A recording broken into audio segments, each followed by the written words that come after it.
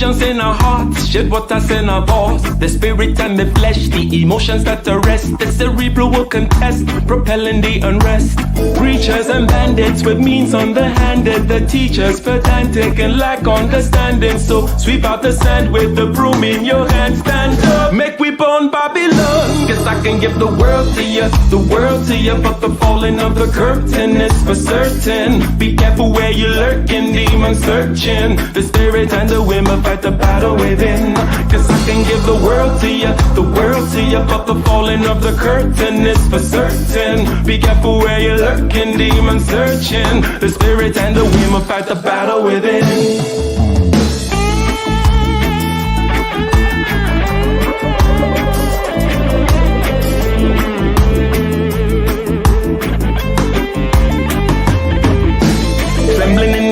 With the semblance of a blaze, with gratitude and rage, we touch another page with delirious delight, impervious to light. This vitality and might encourages the flight. Preachers and bandits with means underhanded. The teachers pedantic and lack understanding. So sweep out the sand with the broom in your hand. Stand up, make we burn Babylon. Guess I can give the world to you, the world to you. But the falling of the curtain is for certain. Be careful where you're lurking, demon searching. The spirit and the women fight the battle within. Guess I can give the world to you, the world to you. But the falling of the curtain is for certain. Be careful where you're lurking, demon searching. The spirit and the women fight the battle within.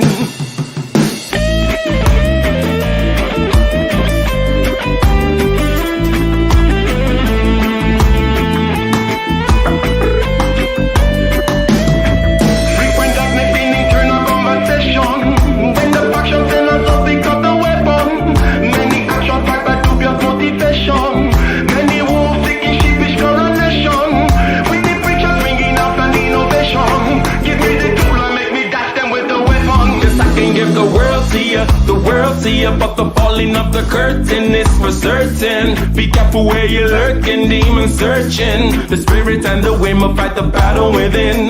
Guess I can give the world to you, the world to you. But the falling of the curtain is for certain. Be careful where you're lurking, demon searching. The spirit and the women fight the battle within.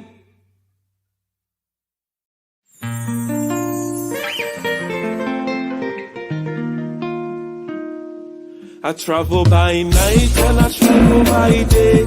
I feel the breeze, I feel the call, and I see the gravel and the grass by the way. I hear birds and they're mating call. The toll on the road is a small price to pay, small price to pay for the saving of the race. And so I say, aye, people, what you waiting for? Take one and leave one and take it to go. Make a decision and get on the road. Open your vision for the sun to shine on. Bamboo and acorn and a letter I wrote. Big ones and small ones and a pipe for a toe. The rhythms of time is the horse I ride on. I travel by night and I travel by day. Feel the breeze, I feel the call, and I see the gravel and the grass by the way. I hear birds and they're mating call. The toll on the road is a small price to pay, small price to pay for the saving of the race. And so I say, aye, people, what you waiting for? Will there be raindrops and rainbows so clear? Perhaps some snow angels, maybe a bear. Anticipation in the heart casts a fog upon the road. How far till the train stop? I wish I was there. I glance at the paper just to be clear. All the coming and the going that will be once was foretold. I travel by night and I travel by day. Feel the breeze, I feel the call, and I see the gravel and the grass by the way. I hear birds and they're mating call. The toll on the road is a small price to pay, a small price to pay for the saving of the race. I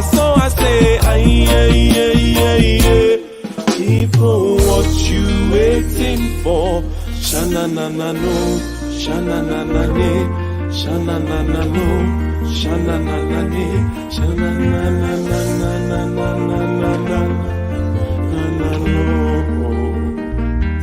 shananane, shananano, shananane, shananano.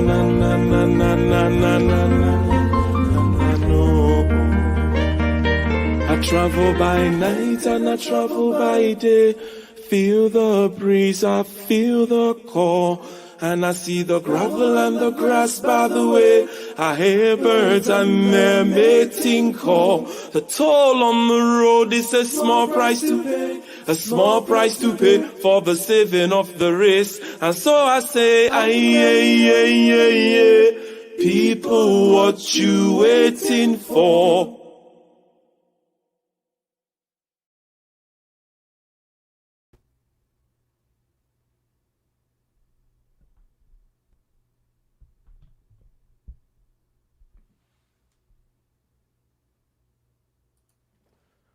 Testing.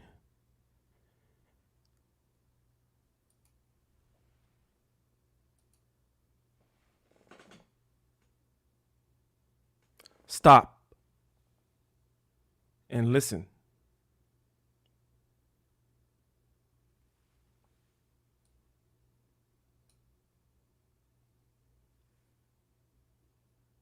What do you notice? What do you hear? A great way to force yourself into the present. A great way to be in the moment is to stop and listen.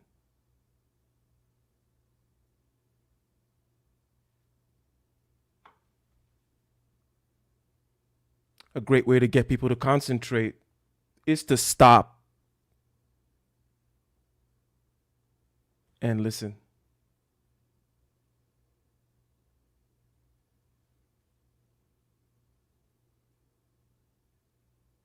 For one thing, you have to stop talking in order to stop and listen. You need to get outside of yourself. You need to get outside of your head in order to stop and to listen, to actually listen, to use your ears as an access point for practicing concentration. You need to get into observer mode in order to stop and listen.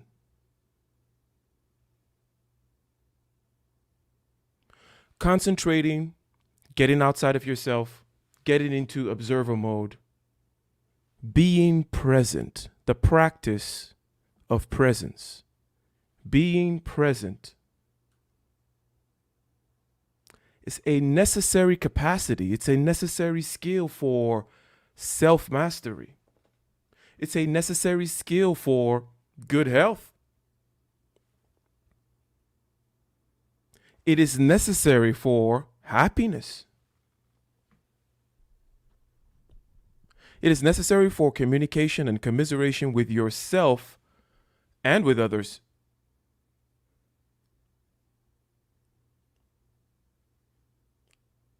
Notice that I said commiseration and communication with yourself. And more on that later. But welcome, ladies and gentlemen. My name is Ike O'Gammon, and this is my channel. Over here, we talk about being and doing. Being better and doing better, that is, for the most part. And what are we doing today? Today, we are going to look into using the ears as a means of accessing and developing our powers of being present.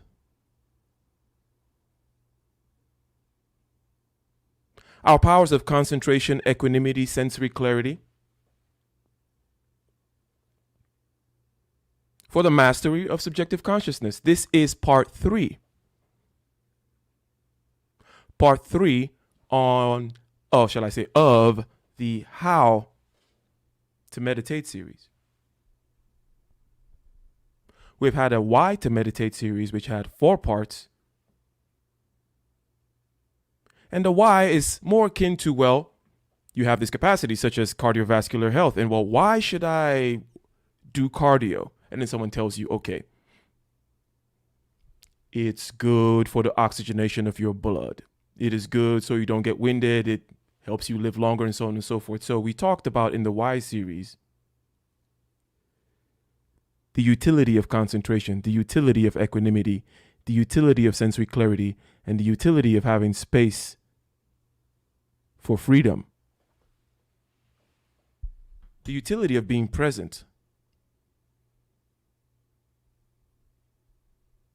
And now we're talking about how. And we started out how in the first part by laying out the landscape, just like if somebody told you, hey, here's why you should do cardio. The next question that follows is, well, how? So we laid out the landscape, just like they could tell you, well, you could run, you could bike, you could cycle, you could swim, you could play tennis, you could play volleyball, you could play basketball, you could play soccer. Each of these things uses a different access point, uses a different mode, a different modality, a different exercise, a different formality to train the cardiovascular system, train your heart, your lungs, the blood vessels.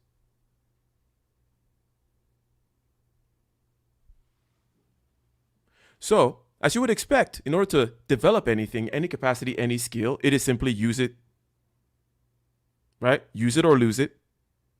Use it, you develop it. Don't use it, you lose it. So, when it comes to mastery of subjective consciousness, it's not magic.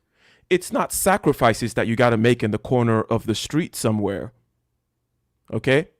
It's not beads that you wear around your stupid neck.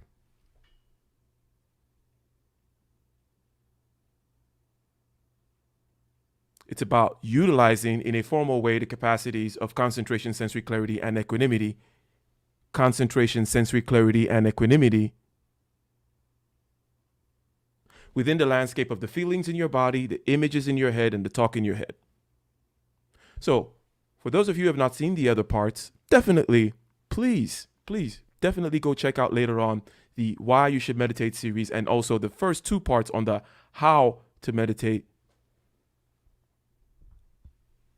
series.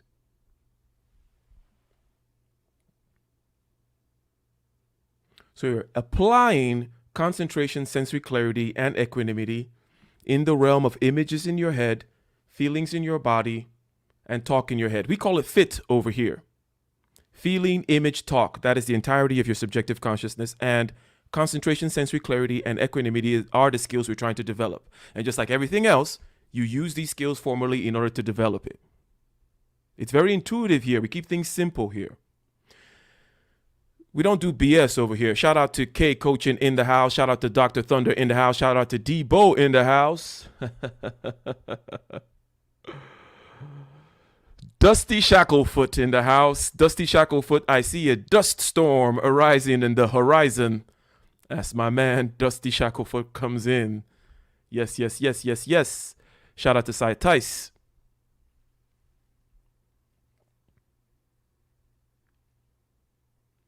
And he says, this is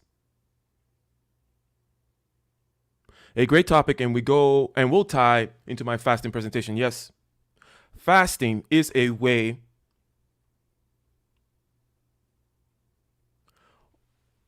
of practicing presence. Fasting is a way of clarifying the mind and so on and so forth, and that it can be explained in a very simple way. Thank you very much, K Coach. And he says, a nice hat. Looking sharp, brother. Thank you. And thanks for the $5 super chat. Starting us off right. So, we laid out the landscape. We laid out the options, okay? Somebody tells you, hey, there's this thing called cardiovascular health. It's very important. You should do cardiovascular exercises. In other words, formal use of your cardiovascular system. Just like you would formally use your biceps or formally use your brain or formally use anything. You want a capacity to develop, you formally use it in a way, some kind of a mode. I do curls, there's a particular form you follow, so on and so forth. It's not about wishing crap into the universe. It's not about wearing beads. It's not about the position in which you put your hand and going namaste and all that stuff. Oh, that's fine too. But that's no different than my hat or my watch. That's just aesthetics. That's just a way of talking. And the beads are just literally beads. Formal use, okay? In other words, let's talk like we have some sense, like we are actually have some brain cells to rub together, like we actually live in this world. So we laid out the landscape formally. We said, just like you can bicycle, you can cycle, you can run, you can swim, and you can do these other things, but they're all exercising, formally utilizing your cardiovascular system and thereby developing your cardiovascular health.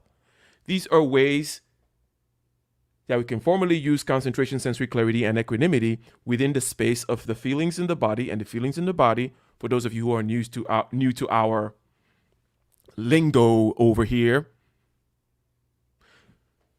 feeling, image, and talk. That is the entirety of your subjective consciousness.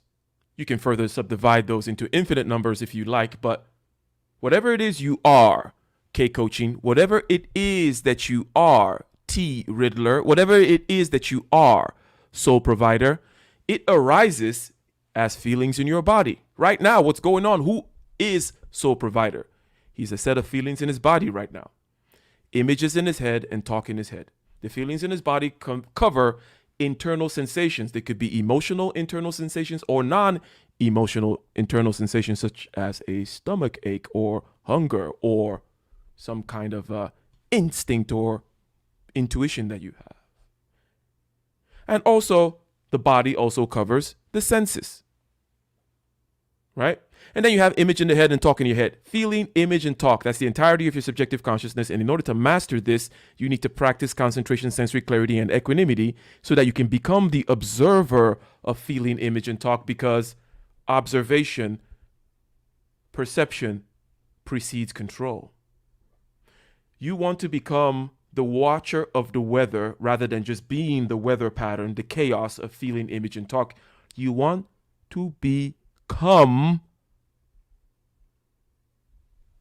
the observer of feeling, image, and talk. So the last video, we used the breathing as an access point to get into the body. We're still in the body today, and we're using the ear today, which is an external sense. It is a perception. We used breathing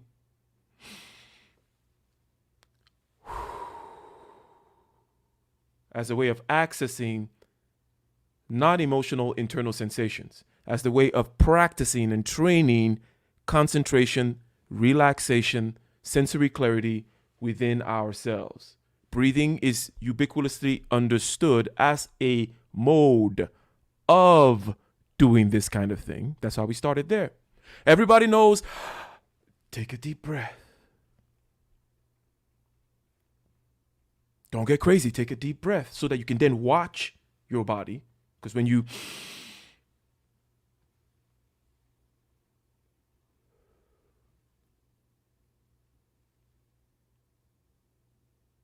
take a deep breath, you feel the body, and then you feel whatever chaotic weather pattern was going on in there that was going to cause you to act. And rather than becoming the unconscious actor out of feeling, image, and talk, you become the conscious observer of feeling, image, and talk.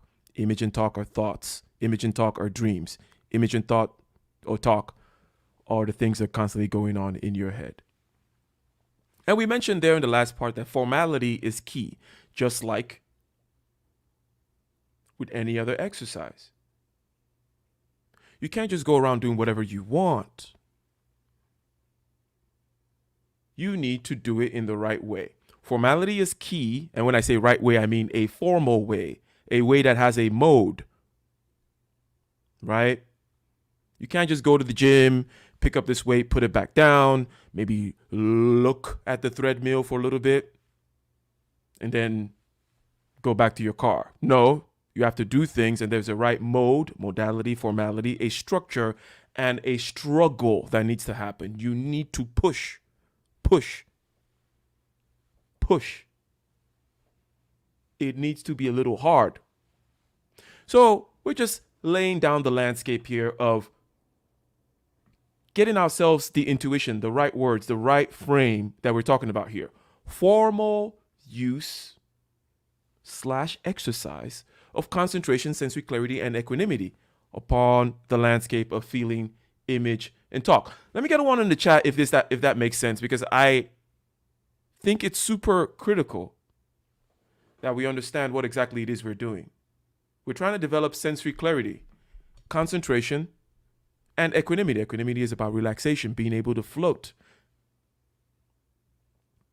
And in order to develop anything, it's simple. You simply use it. That's how the universe has designed us.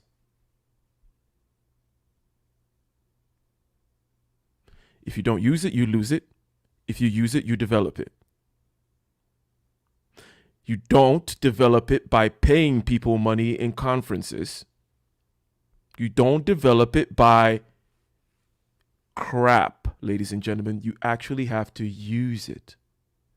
And what we call meditation is the formal use of concentration, sensory clarity, and equanimity within the realm of feelings in the body, image in the head, and talk in the head. So let's talk like we got some sense, ladies and gentlemen. And I see some ones in the chat. So today we're going to talk about the ears.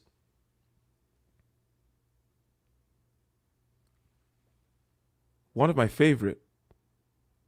I made a video. One of my most watched videos is called Listen to the Sound of Your Ear.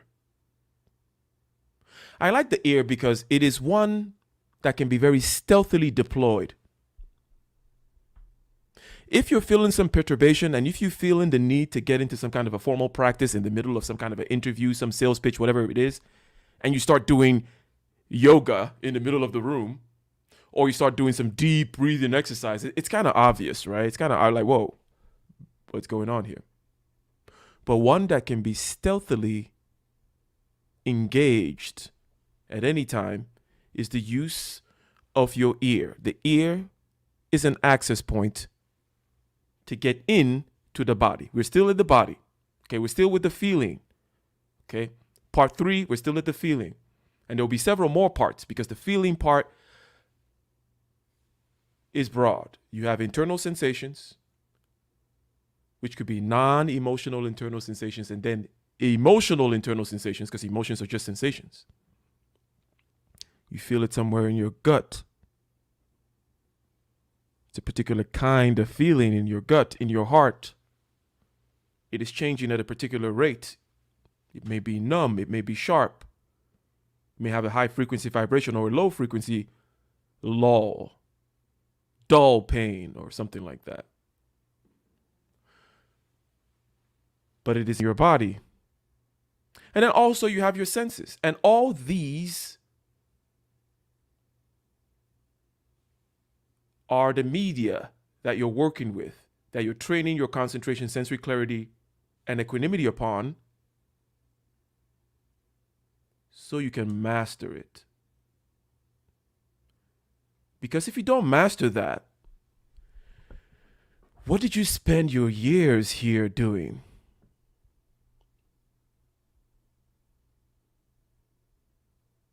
If you cannot master your vehicle, what was the whole point? If you don't know what the dashboard looks like, what the various gauges are, what the hell were you doing here?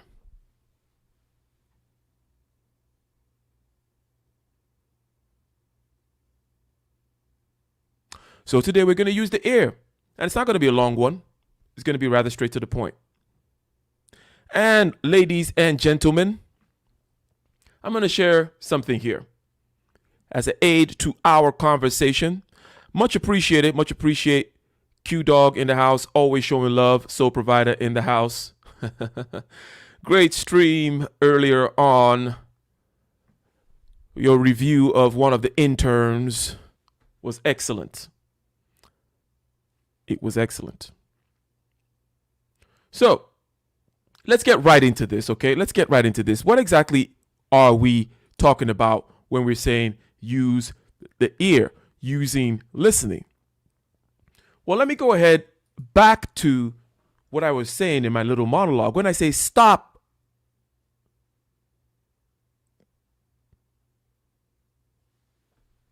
and listen, it brings you into the present. You obviously need to concentrate in order to listen. Concentration and relaxation go hand in hand. We made all that rather clear in our series on why you should meditate. In other words, if you wish to concentrate, first of all, you got to relax, right? Let me get another one in the chat if you understand, because that's one of the biggest little tricks of the trade. The way your vehicle works, okay, is what we're talking about.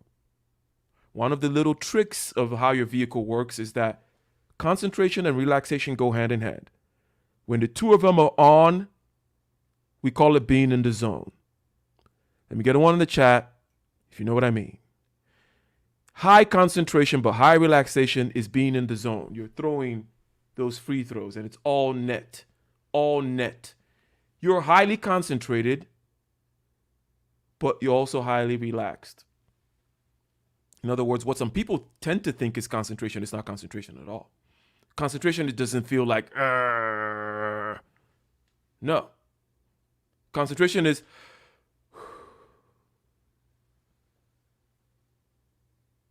focus, whereby everything else blends into the background and the object of your focus is in the foreground.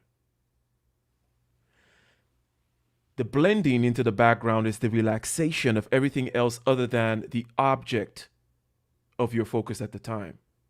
Whether you're a sniper, a mathematician, throwing free throws, it is one and the same thing. So when you have to listen,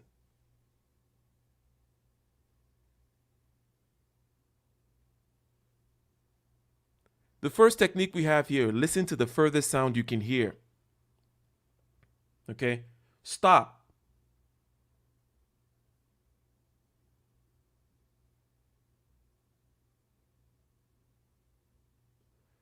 And listen to the furthest sound that you can hear is the first formality that can always be used. Okay? Right now, you can do it, obviously.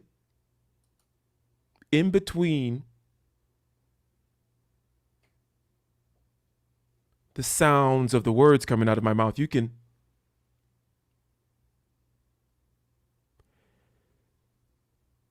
take your sense of hearing and hunt out far outside your window to try to pick up the furthest thing you can hear.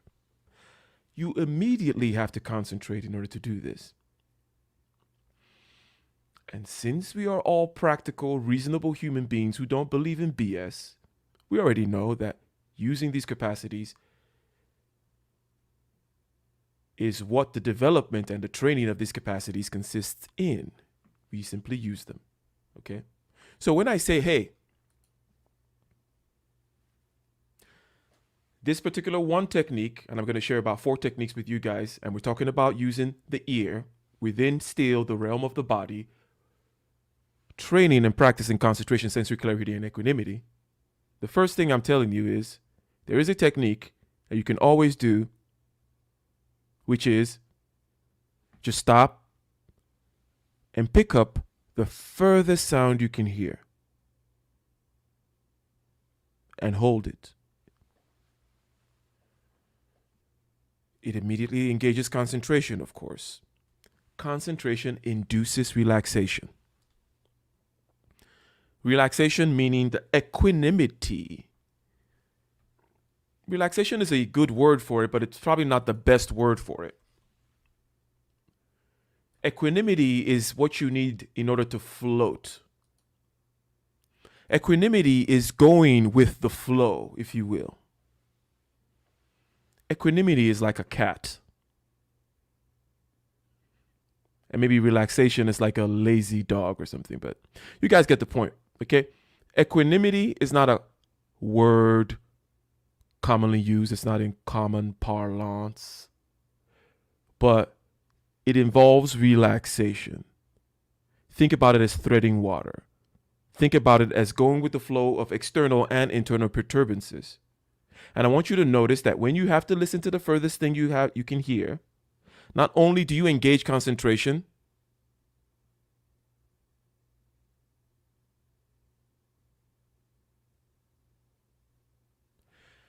but you have to relax. You have to be equanimous.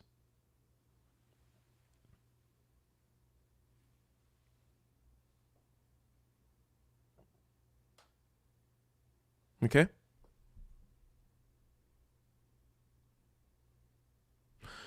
So, these two first statements here are the obvious ones because, again, and I have to keep on reiterating this because, there's so much BS out there and there's so much nonsense out there because we in the West, we are Western materialists, just like me, 100%. I'm a Western materialist. So we're not great with consciousness. We don't know what to do with consciousness. So we get sold all kinds of snake oil about consciousness. But trust me, consciousness is just like everything else. It is not out there in some other universe. It's in this universe. You want to develop capacities in consciousness. It is a simple use it to develop it proposition, just like you use your biceps. And the techniques that we get from the East, if you will, don't tell us anything different. It's a bunch of idiots out here to try to deceive us, okay? So all the techniques we get from the East need to be interpreted in our Western materialist kind of framework, our scientific understanding, how intuitive, simplistic understanding. So rather than talk about chakras, why don't we just talk about sensory clarity, concentration, and equanimity in different parts of your body and in different parts of your mental frame? Unless you speak ancient Sanskrit, stop talking about chakras and all those other things that are just forms of making excuses so that you don't actually do what you gotta do. As I said, if you don't master your subjective consciousness while you're here, what was the whole point about? We all live from in here outward, okay? We are all individual universes. And if you're all messed up in here and you don't know how to operate the vehicle, you don't know where the gauges are, where the steering wheel is, you don't know what the indicators mean or how to observe and control them, what was the whole point? What was the whole point? I don't care how much money you have. And we like money over here, okay? I don't care how much material stuff you have, and we like material stuff over here. We like watches, we like nice hats, okay? We like to look good and smell good and all that stuff. But the point is, if you do not master the internal, what was the point?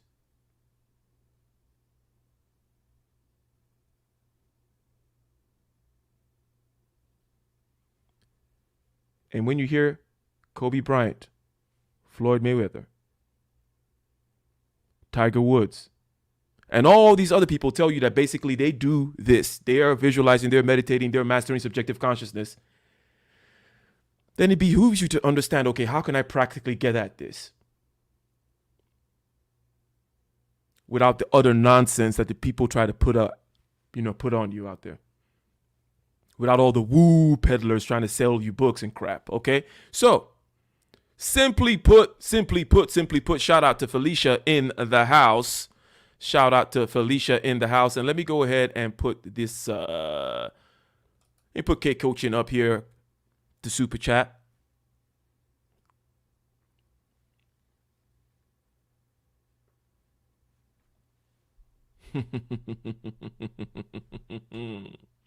So, you stop and you listen to the furthest sound that you can hear. These things can be very easily deployed at any point in time.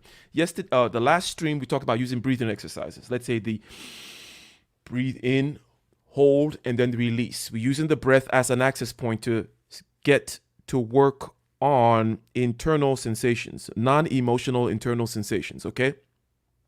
But I mentioned that I like the ear a lot because you can deploy it at any time without anybody noticing what you're doing. In the middle of a conversation or the middle of anywhere, because again, this is about really, you don't only use your biceps when you're doing curls, right? So the skills you're developing in meditation are meant to be used all through every second of your life. The whole point is for you to be a living meditation. Makes sense.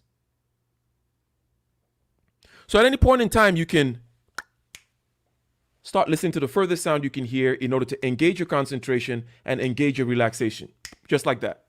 The more you do it, obviously, the more effective it will be. The more you'll have that capacity. The more you'll develop that muscle. The more you will have that muscle memory, if you will, even though these capacities now within consciousness are not muscles. But boom, Q-Dog knows, okay, he's going to listen to the furthest sound. He's been practicing it forever.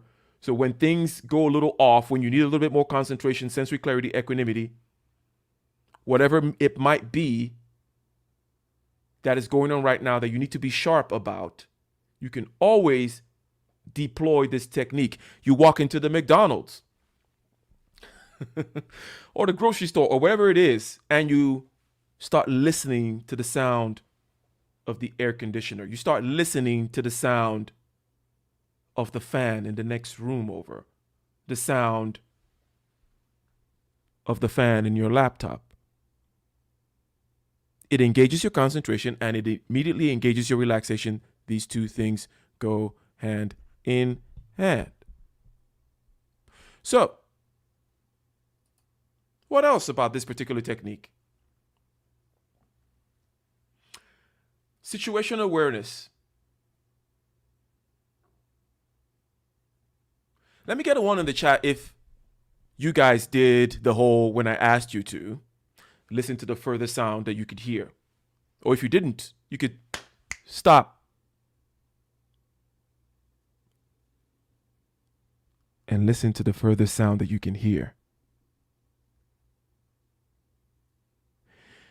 You immediately not only get more relaxed and concentrated, but you are now more aware of the environment. Let me get a one in the chat if you understand this aspect of the situational awareness. Whenever I walk in anywhere, I always immediately start listening to the furthest thing I can hear. And it puts me squarely in that environment. I get out of my head. I get out of my feelings. I get out of the BS. And I become the observer. I become present. Which is what you want. You want to be present. This kind of presence has positive effects beyond the normal one, because the great thing about master your subjective consciousness, being present, having concentration, sensory clarity, and equanimity is that it is intuitively valuable. We all know that it is better to be in the zone. It is better to be conscious than to be unconscious. So this is not about selling it to you. This is about giving you a very simple framework and an understanding with a set of words and concepts for the modern materialist, which we all are,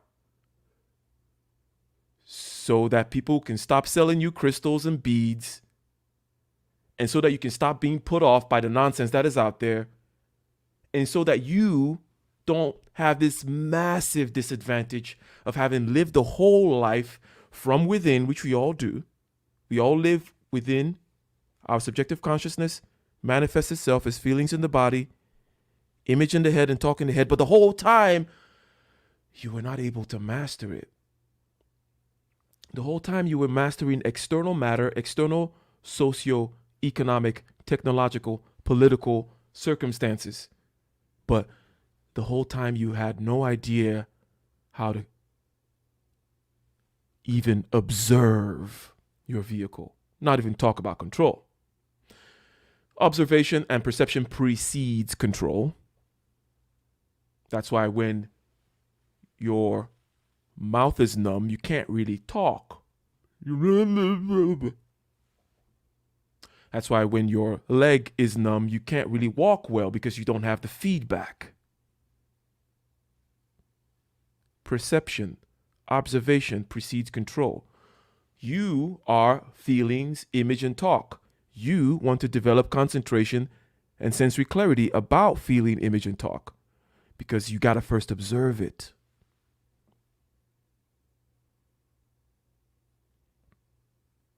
So, getting out of yourself, getting out of your feelings, okay?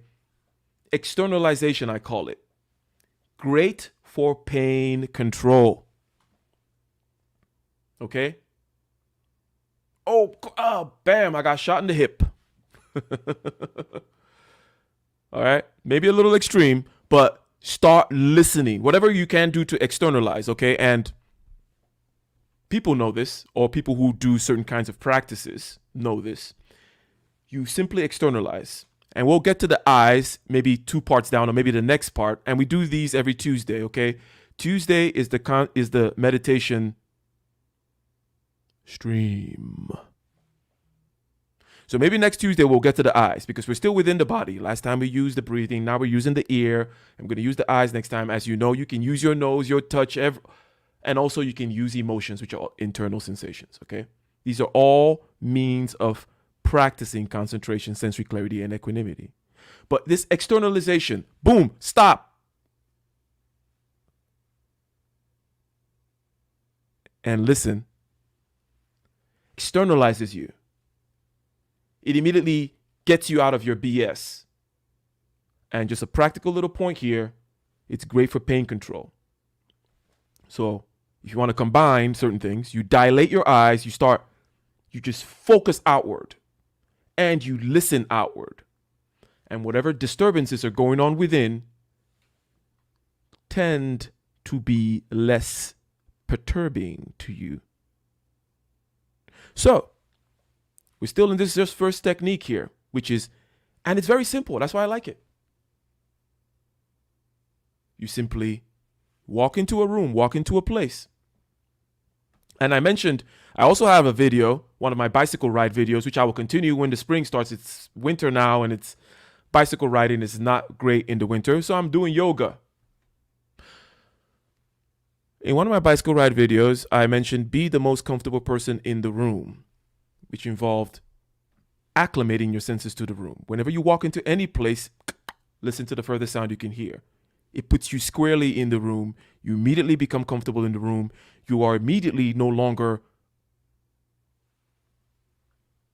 disturbed, perturbed, distracted, or made unconscious by internal talk in your head, internal sensations in your body. Now you've externalized.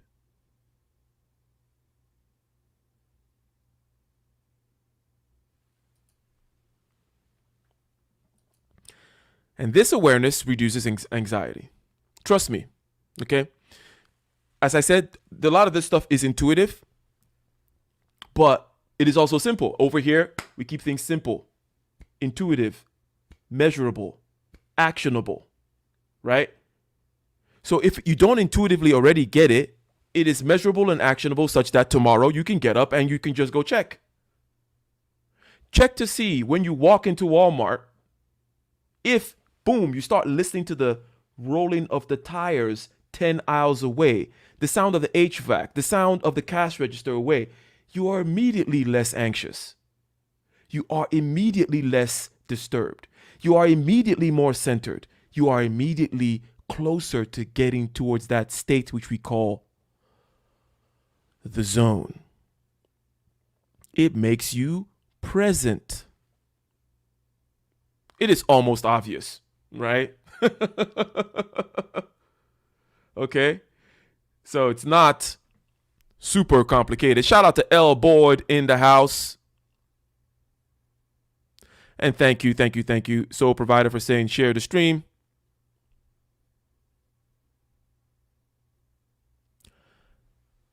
Shinobi said, started listening to myself breathing at the same time. We'll get to that. We'll get to that because the combination, the beauty of these techniques is that you get to combine them.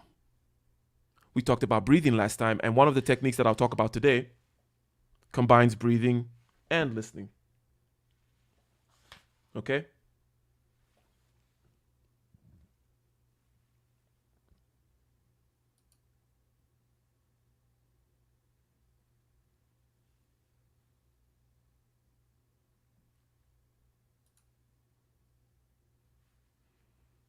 And Felicia says, reminds me of what Ahmed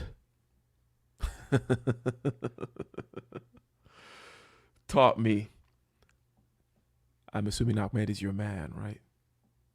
He always led me with breathing exercises to help my neurotic self. Yes, and for you gentlemen out there, or for you ladies out there, for you people in relationships out there, master this and teach it to your partner. Shout out to Game Changer 00100, my fellow Bay Area Negro in the house. Shout out to Game Changer. But again, we are formally using concentration, sensory clarity, and equanimity so that we can develop these capacities. We train these capacities on our subjective consciousness. What's your subjective consciousness?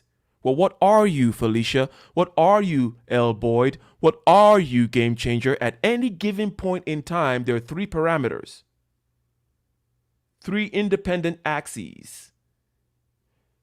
Feeling in the body, which is independent from image in the head, which is independent from talk in the head. These three things together form all kinds of arrangements which you call your subjective state. Whatever it is that you are ever manifests itself in feelings in the body, image in the head, and talk in the head. Mastery of subjective consciousness involves training concentration, sensory clarity, and equanimity on these things so that you can observe them. So that you are not in that situation where the tail is wagging the dog. You want to be the observer. And that's why people say, hey, take a breath. Listen. Because there's a storm going on in feeling, image, and talk, but miraculously you can be an observer of the storm. You can be the thermometer, the wind vane, the barometer, rather than being the storm. Most of the time, 99% of the time, we are the storm. And by we, I mean just regular common people left to our own devices. But the point of this, the point of mastery of subjective consciousness, which I say is the most important thing you can do with your life. Yes, I said it. And this is coming from somebody who says, hey, work 16 hours a day, get the money, this, that, and the other. You know how we roll over here, okay? But I'm telling you that if you do not get the internal right, what was the point? What was the point if you don't even understand the vehicle? You don't know where the gauges are. You don't know where the steering wheel is. What was the damn point? Because we all live from the inside out. We all live in the feeling, image, and talk realm. Image and talk in the head, feeling in the body. If you don't know how to handle that, I don't care what else you handled outside in the world. Your life, from your subjective point of view, was pointless. So, and Snuggle says, I hope the breathing technique will help me develop the kaioken.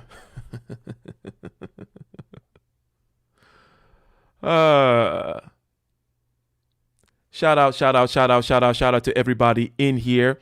Okay, and so we've just talked through one particular technique, and it is very simple. It's a very simple technique. You simply, wherever it is you are, you just stop and you start listening to the furthest sound that you can hear. And remember, today we're using the ears, which is an external perception, as an access point into the body, right? Into the feeling realm, okay? And we know that immediately when you stop and listen, you're going to engage concentration. And that we know that concentration and equanimity, concentration and relaxation go hand in hand. The more you concentrate, the more relaxed you are. The more relaxed you are,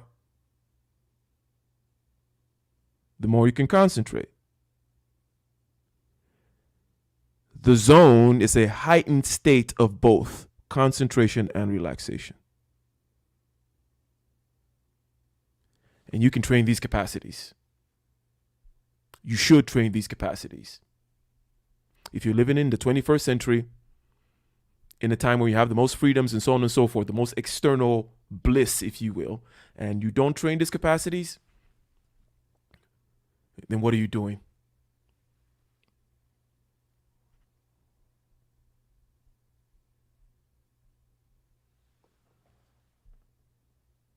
What are you doing?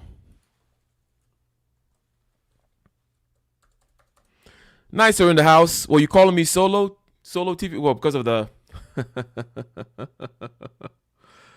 what's that about, Nicer? So, yes, listen to the further sound that you can hear. Externalization is a key thing, okay? And you can use externalization with all kinds of your senses, okay? It's a way of pushing yourself into the outside environment, okay? And when you push yourself into the outside environment, when you listen to the outside environment, when you dilate your eyes into the outside environment, you immediately become more present and you immediately become less anxious. It's like magic. It is like magic, ladies and gentlemen. Okay. What's the next technique, Ike? We want more. More. More, more, more. How do you like it? How do you like it?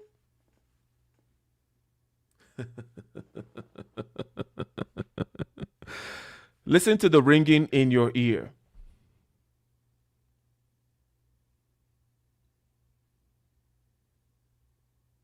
Another one of my highly viewed videos, I think it was the second video I made back in September 2020. I said, listen to the ringing in your ears.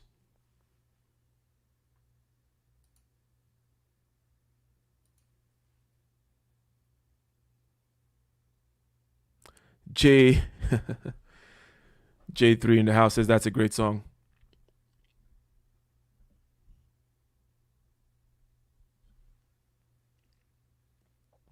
Sebastian, nice to see you, sir. Nice to see you, sir.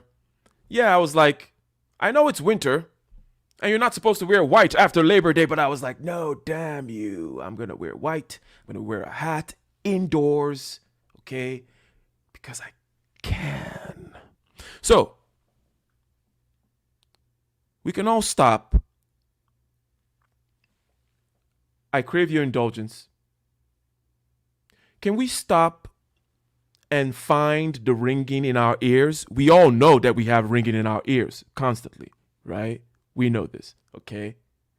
That much you know about the meat vehicle which you are. There is a high-pitched to medium-pitched ringing in your ear 24/7, sometimes louder than others. But stop.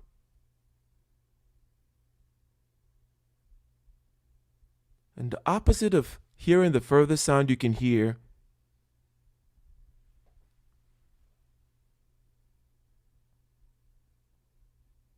is to hear the ringing in your ear.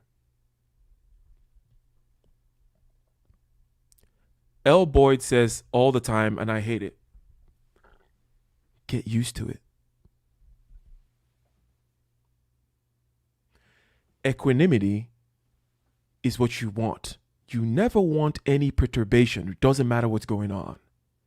You want to be one with the environment. You want to desensitize yourself to your hatred of the ringing in your ear. In order to listen to the ringing in your ear, you immediately have to again activate concentration and relaxation.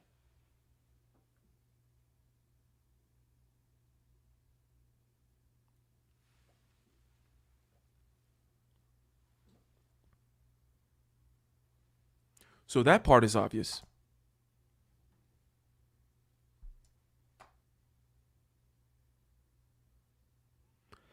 And Snuggle says,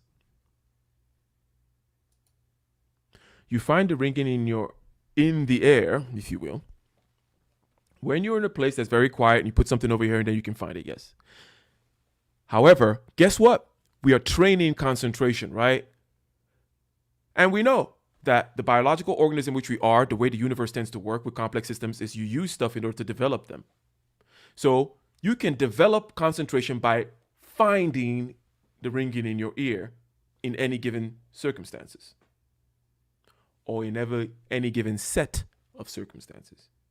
So right now, as I'm talking to you, you can simultaneously listen to my words and also hear the ringing in your ear. You can simultaneously listen to my words while hearing the ringing in your ear. This is a more concentrated state than when you do not hear the ringing in your ear, because it's always there. You know it's there. It's just that you're not hearing it. You're not hearing it because you're not paying attention. I asked that perhaps we should do this, and I'm going to ask now if it makes sense that we understand that this ringing is always there. And when you guys go and you find it, just like when we went and we found the furthest sound we can hear, this, by contrast, is the closest sound we can hear. And in order to do that, you immediately have to relax.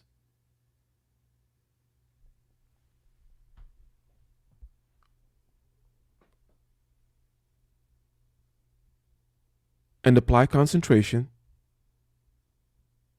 And it changes your state. Let me get a 1 in the chat if it is perhaps intuitive, or maybe now you just got it because you practiced it. And I keep asking for the ones in the chat, so I make sure we're communicating. Because again, the whole goal here is to keep things simple, measurable, actionable, intuitive, not to come here and bloviate, pontificate and use big words and talk nonsense. No, we want to communicate. We want to expose this. We want to make this absolutely clear, so there is no doubt whatsoever as to what exactly we're doing. So this is another technique. The first technique was the furthest sound you can hear, and this, by contrast, is the closest sound you can hear. The ringing in your ear is akin to white noise. It is the white sheet of paper upon which all other sounds are laid. You need something to lay the sounds on top, just like I have this blank white upon, PDF that I'm sharing with you with black writing on it. That ringing is the white noise. It is the foundation of all the sound that you hear. If you listen to a lot of loud music for a prolonged period of time and that sound starts going up and up, that's you literally losing your hearing. The lower and lower that ringing is, the more sound you can hear, right? The higher and higher that goes, it's one way of losing your hearing.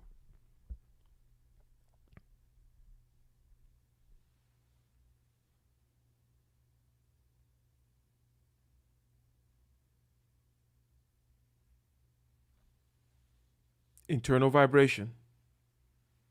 White noise. You listen to it.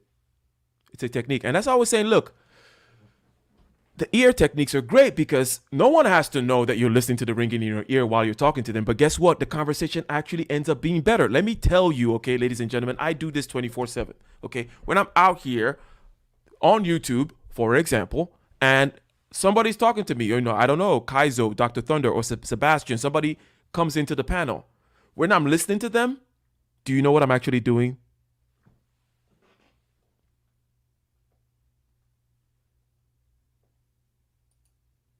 I am listening to the sound of the ringing in my ear.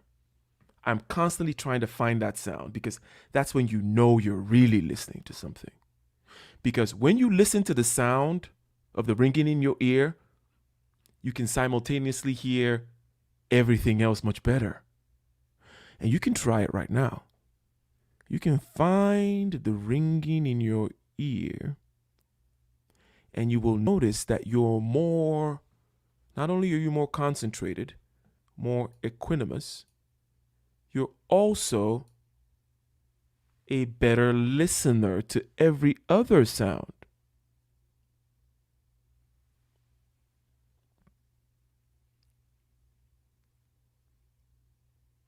So again, the first things up there in the red are the obvious ones which also made an appearance before, okay? These made an appearance before because you're going to be immediately engages concentration. Concentration induces relaxation. Relaxation induces concentration. And it's a nice little virtuous cycle or virtuous circle.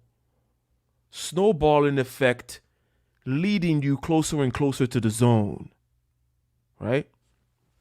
You start by listening to the sound. It relaxes you. You concentrate more. As you concentrate more, you can relax more. As you relax more, you can concentrate more. And on and on and on and on. You can hold it. You snowball your way into the zone.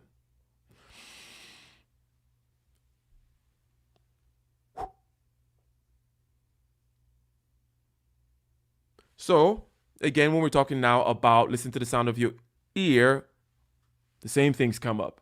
And guess what? We are formally using concentration and equanimity, which is relaxation, in a formal way in order to develop it. Just like you use your biceps in a formal way, doing curls, in order to develop it. It is not rocket science. It is not woo-woo. It is not crystals and beads and BS.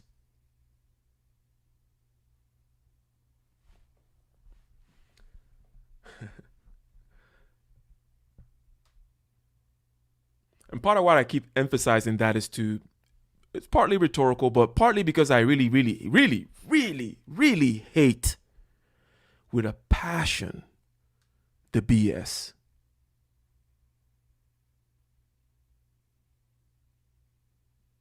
Because people are out there deceiving others and keeping you from your own mastery of your own self, the point from which you live outward. And as I said, if you cannot master feeling, image, and talk, I don't care what else you master externally. If you're screwed up in the inside, you don't even have any levers, no steering wheels, no gauges, no dashboard, no buttons to push, then it's just sad. So that's why I don't like those people who tell you nonsense, those people who don't come in and tell you, look, it's just like any other kind of capacity. You use it or lose it. How do you use these things? Oh, it's meditation. What is meditation? It's the formal use of these particular capacities. What are these capacities? It's concentration, sensory clarity, and equanimity. What's this subjective consciousness that I'm trying to master? Oh, it's feeling in your body, okay, which could be external sensations or internal sensations, which are of an emotional kind or a non-emotional kind, and then image in your head and talk in the head. Okay, all this sounds like words which everybody can understand. Doesn't make it easy, right? You still got to do the work, but it's simple. Just like going to the gym. It's not a complicated thing going to the gym, right? We have to get to the point where we see it clearly as, oh, I do that thing. I go run on that treadmill. I use my heart and my lungs, and my heart and my lungs get better. Simple. Okay? Doesn't mean it's easy to keep a strict gym regimen, but at least you know what it is. It's not some mysterious nonsense where people sell you hippie snake oil. Right? That pisses me off. Shout out. Okay? Thank you for the super chat. Raphael Williams. Sup, fam? He says he's late.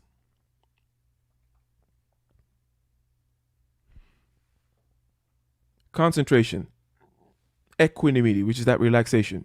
Two of them together. We call them the zone so we understand the capacities that we're talking about.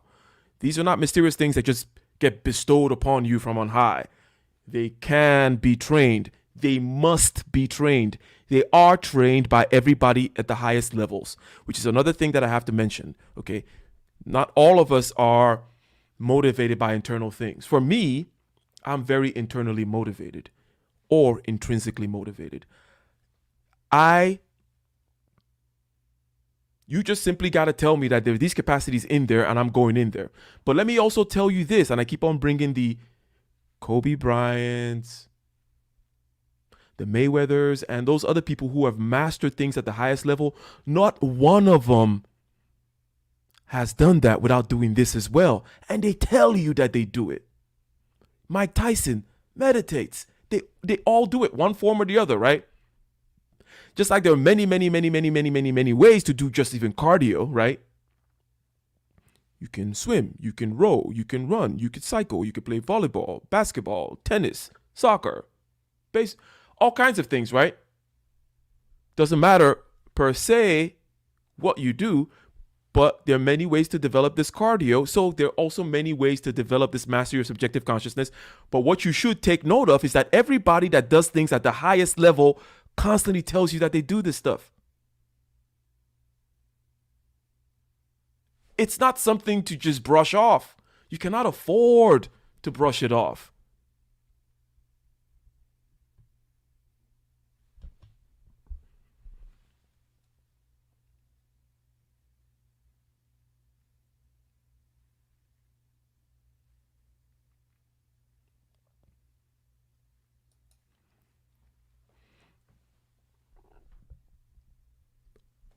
Monasteries. Yeah. And there are people who do things at the highest of the highest of the highest levels, right? And also there's talent as well. You should know this. There's talent in everything, every capacity, both physical and mental. And also talent involved in in our ability to perceive and master ourselves. Not everybody is equally talented. We can all run, but we're not all going to be Usain Bolt, is what I'm saying, okay? And some Usain Bolt types in the realm of concentration, sensory clarity, and equanimity might end up going to, let's say, a monastery and get to the highest levels, right? But it doesn't mean you should not be running. It doesn't mean you should not be doing your cardio because you're not Usain Bolt. Everybody should be doing cardio, even though we have different levels of talent in every capacity, okay? Buddha, for example, was probably super talented with this concentration, sensory clarity, and equanimity stuff. And that's why he was able to get there, break it down, give you the knowledge, tell you what was really going on with you. Brilliant psychologist before anybody knew what way before Jesus, or way before. He was probably before Plato. Buddha was doing high-level psychology because he was talented and he also trained, right? We cannot all become Buddha, but it doesn't mean we should not practice and train with these things, okay? Ladies and gentlemen. So this other technique here, okay? Listen to the ringing in your ear. Very easy to do. It immediately engages concentration and sensory clarity. It creates a separation between the sensation and the observer.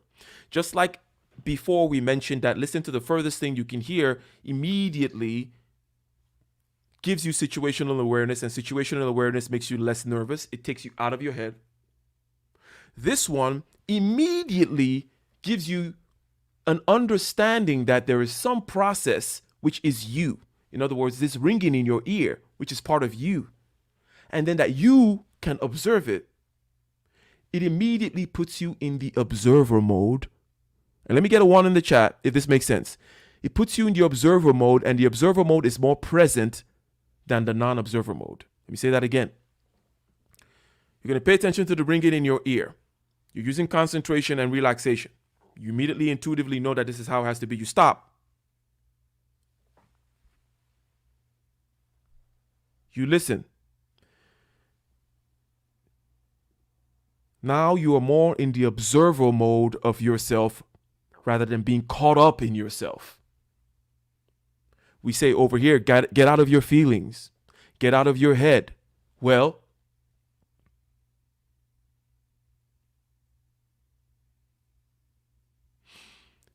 the sentences that have two U's or two I's in them are very good. When somebody says, for example, I cannot stand myself, or you need to get out of your head?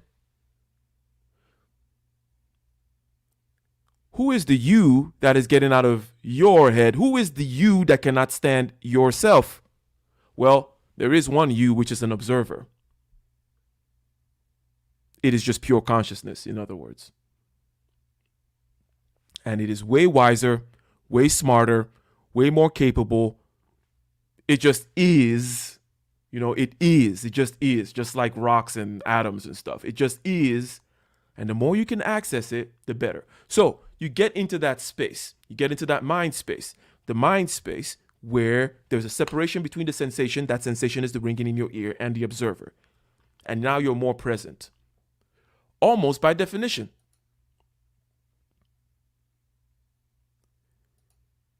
Huge shout out. $20 Sebastian. Said, tried meditation before and found myself so distracted. Listening to your insight and strategies has gotten me started on this meditation journey. At a time I need it the most in my life. Well, thank you for the synchronicities and serendipities of these things happening. And that is why that is why it's so important, and that's why I keep on repeating the conceptual level, the regular language level, the kind of level of language that we Western materialists understand,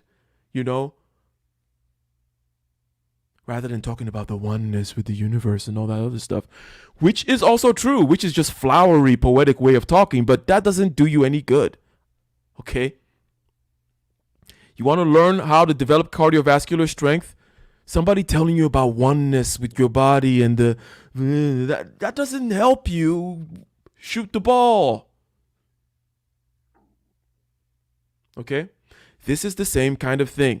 We are Western materialists. This is how we live. This is how we understand things. We have to keep it conceptual, intuitive, measurable, actionable, using words that we actually understand, not chakras.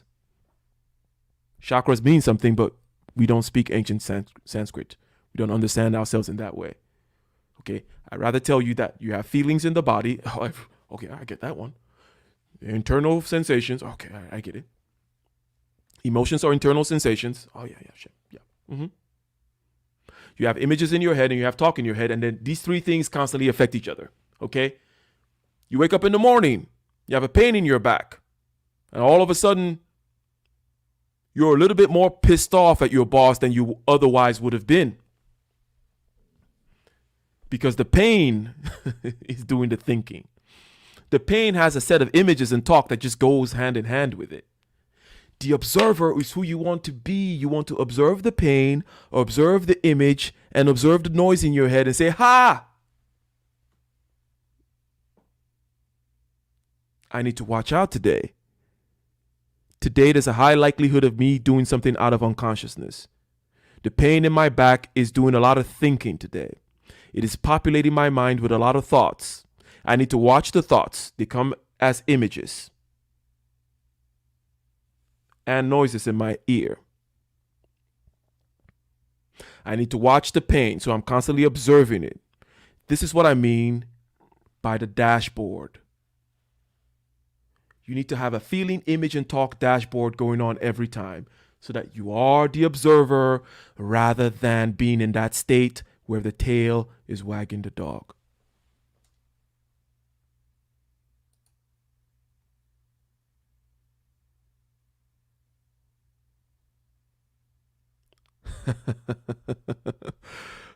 Soy-based hippies. Yeah. I don't like that stuff. Okay. And I'm an artist, man. I'm an artist through and through. I'm a reggae artist too. So I get the flowery aesthetic and so on and so forth.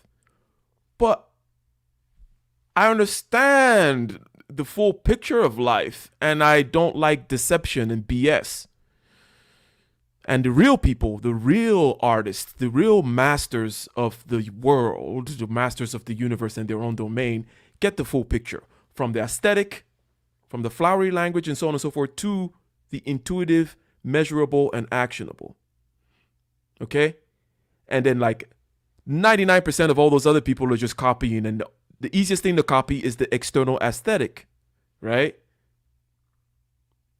So in any hippie commune, there's one artist and like 200 fake hippies, and then 300 hipsters. And these are levels, right? The artist is the real guy. He knows everything. He knows the in and the out. The little hippies copy the aesthetic because they just see the artist and they're like, oh, he does this and he walks like that. And okay, cool. I'll just do this and I'll walk like that. And I'll go namaste, whatever. Okay. And then you have the hipsters, which is another level on top of that, right? And if you listen to the hipsters and the hippies and the soy-based whatever, you'll miss the point. Unfortunately, not many artists have the ability to communicate what they're trying to get at or what it is in a way that us Western materialists can really get. And shout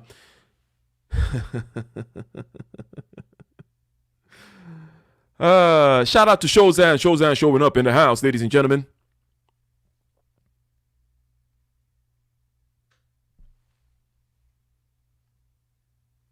Shozan in the house. So, this is our second technique. All right. We have seen that it does the concentration and equanimity thing. Of course, it creates the observer. The observer is a little bit, or not a little bit, the observer is way more present. And presence is key. Presence is in the zone. Presence is conscious.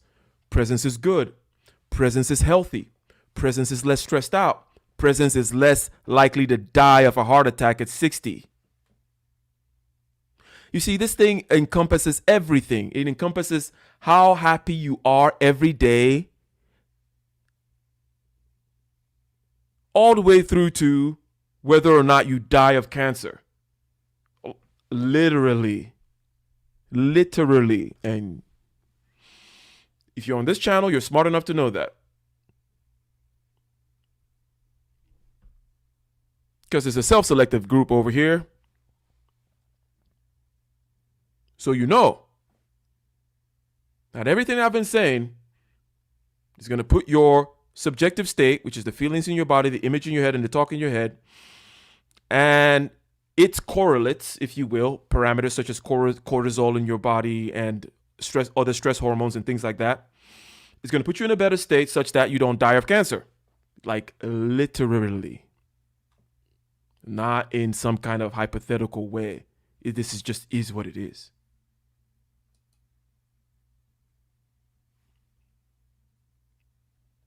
And the last part of this particular technique, as I mentioned earlier, it makes you a great listener. I'm not naturally a great listener, but I've been complimented on my listening skills by people just watching me on YouTube when people come in and I listen. But what do you think I'm doing? It is a formal practice. I do this stuff. I stop and I find the ringing in my ear. Now I'm present for the person. And yes, sir, gentlemen in the house, okay? We're out here in the RP spaces and so on and so forth. So we like to know a little bit of game and so on and so forth. Yes, this makes you better at everything that you may be thinking about, okay? Yes. You're talking to her, or she's talking to you rather. Sit there.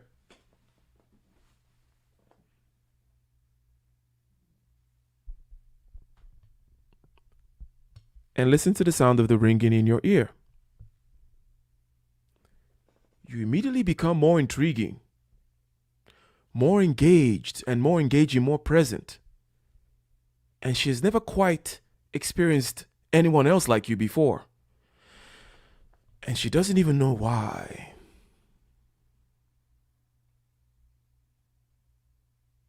She doesn't even know why. So that's another benefit besides you not dying of cancer and heart disease. It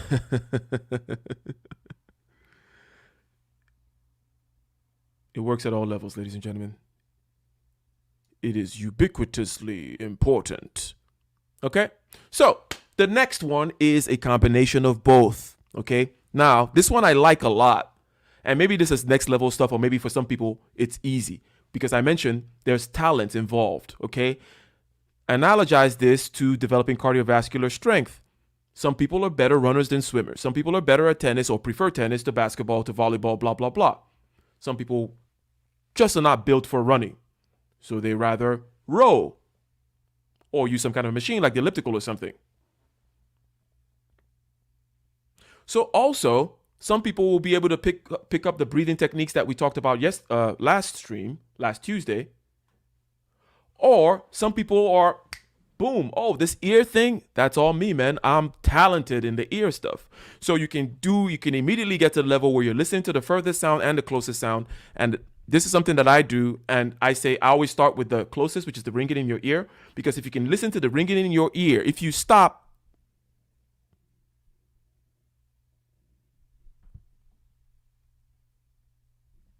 and start with the ringing in your ear, you can also pick up the furthest and everything in between. So when I'm in a meeting, when I'm in a sales call, when I'm on stage, when I'm presenting to a group, when I'm trying to close a deal, when I'm having a conversation on YouTube,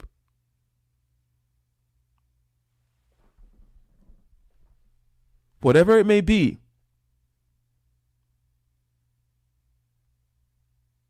including talking to her and making sure she gives me the number. I'm listening to the closest thing I can hear, and I'm listening to the furthest thing I can hear. And I'm in the zone.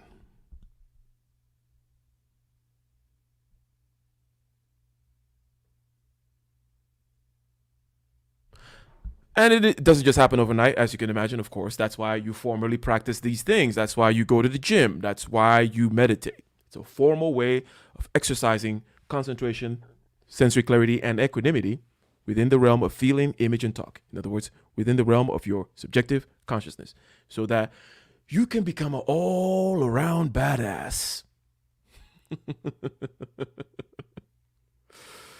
So, I mentioned, okay, listen to the furthest and the closest. Another one that you can definitely do is listening to a tuning fork or a meditation gong. Okay, you guys have all heard the meditation gong before, right? Let me get a one in the chat if you know what a meditation gong is. I know Felicia definitely knows it. She's out there in Indonesia, and they be doing that kind of stuff over there. But if you know what a meditation gong is, and let me over here just look to see if I can find something over here, a sound of it. I'm going to type in on my phone. Okay, let's see. What is this?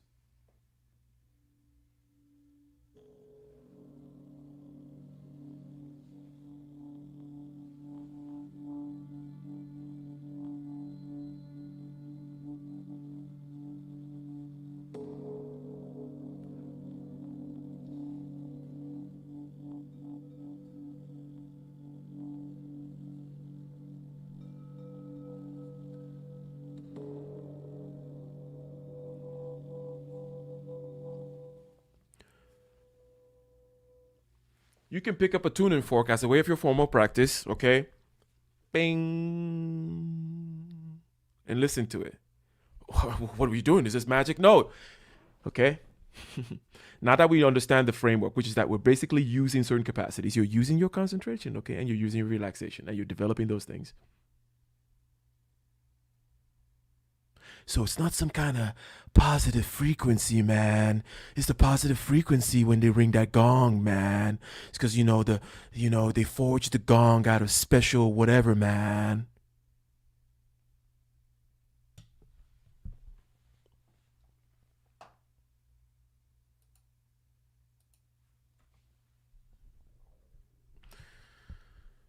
This particular kind of technique is for people who like a little bit more formality.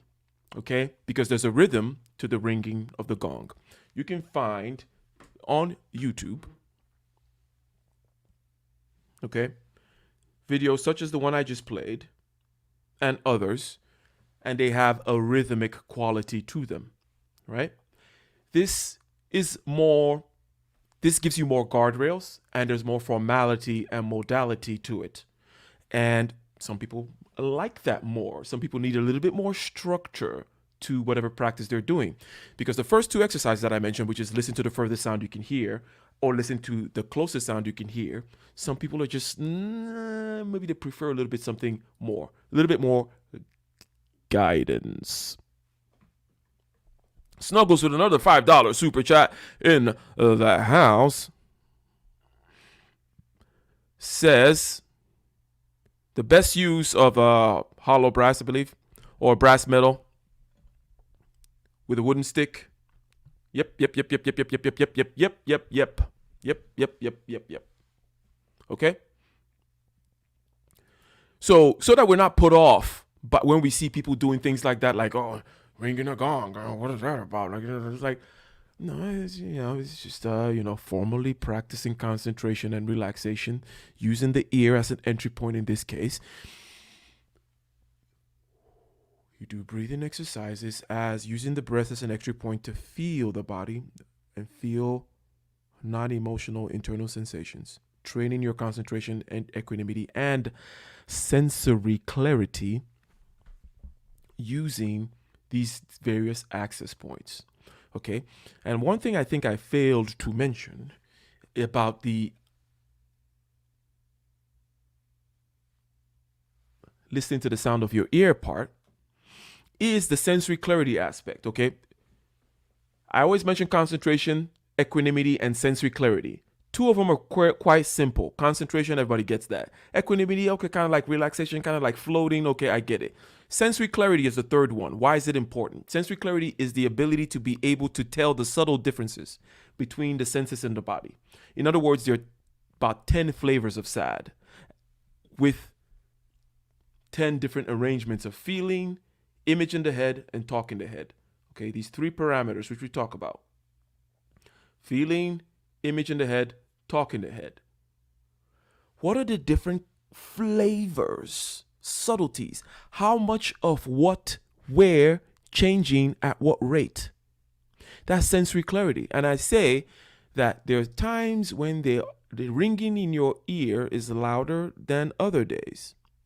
Being able to practice the observation of yourself, in other words, understanding the dashboard, the gauges, allows you to, when you wake up one morning and you see, oh, the fuel gauge is low.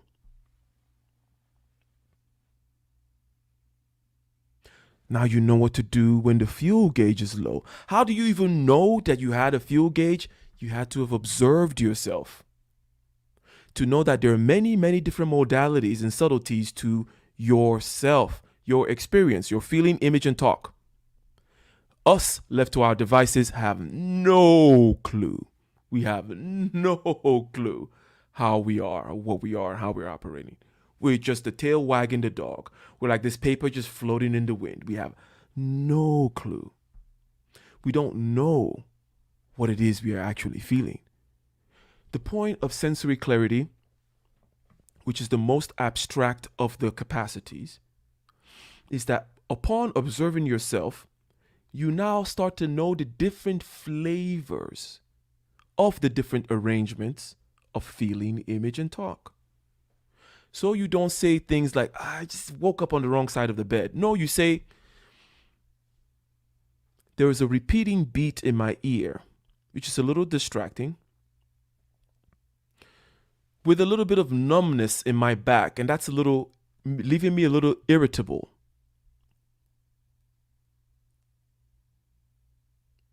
And I keep getting these flashes going through in my vision space. That's the particular flavor of feeling bad today. That's the particular flavor of irritable today. Let me get a 1 in the chat if the sensory clarity aspect makes sense, which is being able to discern and express the subtleties of the manifestations of feeling, image, and talk that we have these broad terms for, such as feeling bad, feeling sad, woke up on the wrong side of the bed, I'm irritable.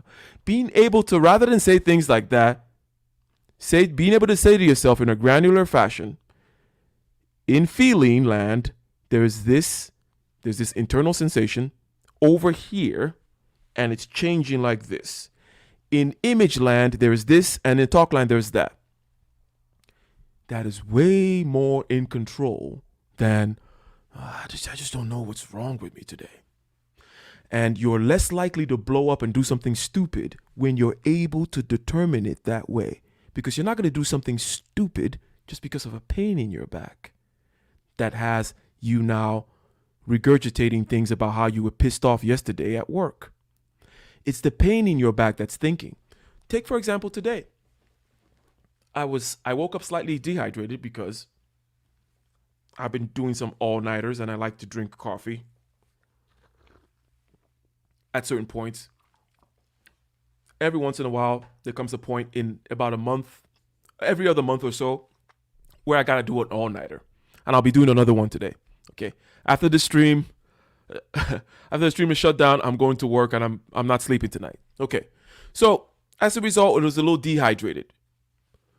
And when I'm dehydrated, same thing with everybody, I can notice a heightened level of irritation. So I know that it's not just the case that it's not just because of what the person did, this person that is now irritating me. Granted, yes, they're doing something which is rather annoying, but I know it's my dehydration and I'm hydrating myself, okay, to try to get past that. Okay. But I know that all these little images going through my head and this, whatever, and maybe I'm clenching my teeth a little bit. I know that it's all part of this feeling, image, talk trifecta, this weather pattern playing itself out. And I can be an observer that is slightly removed from it. And so that I don't get sucked in and do something stupid.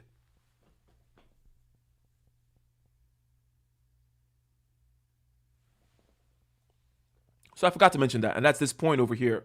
You know, you can begin to notice the various volumes in the ringing in your ear. And it should be the correlation to internal states. Okay. So since we're using the ear today, right? That sound in your ear, that internal ringing in your ear has different volumes, different tonalities in different days. And these different volumes and tonalities are correlated with other parameters within your feeling, image, and talk state. The more you observe it, the more you're able to then put it into these little buckets. Oh, this is this kind of feeling today. It usually comes with this and this. Ha ha ha, I see you. You're not going to get me. You're not going to make me go off. You're not going to make me kick the dog. No, I already woke up and I saw it. I saw that this is the kind of day that I'm liable to kick a dog. And because I can see it in a granular fashion, I have power. Perception precedes control. And what we're trying to do here is get that observer mode, that presence mode, that concentration, sensory clarity, and equanimity mode so that we are masters of our subjective consciousness. So, tuning fork, gives more form and structure to the practice, okay? And it helps to reduce distraction. If you're more easily distracted, if you can't just be like, you know what, Ike, my formal practice needs to be more something that I'm listening to that gong. It's being timed. There's a rhythm to it, okay? And the rhythm alters your mental state. And we all know this, right? Rhythm puts us in a kind of a trance. Or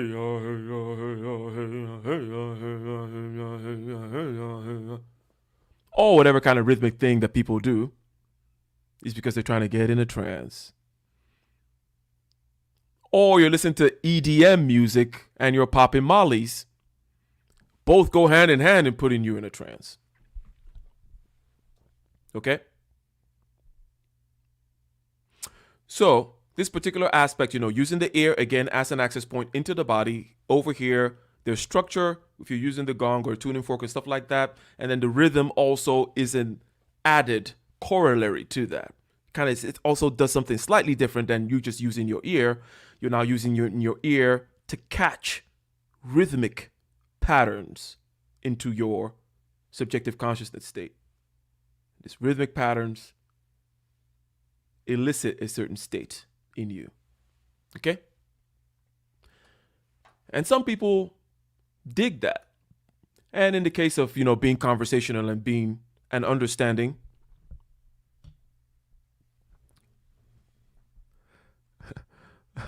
Raphael Williams says, wrong place for that.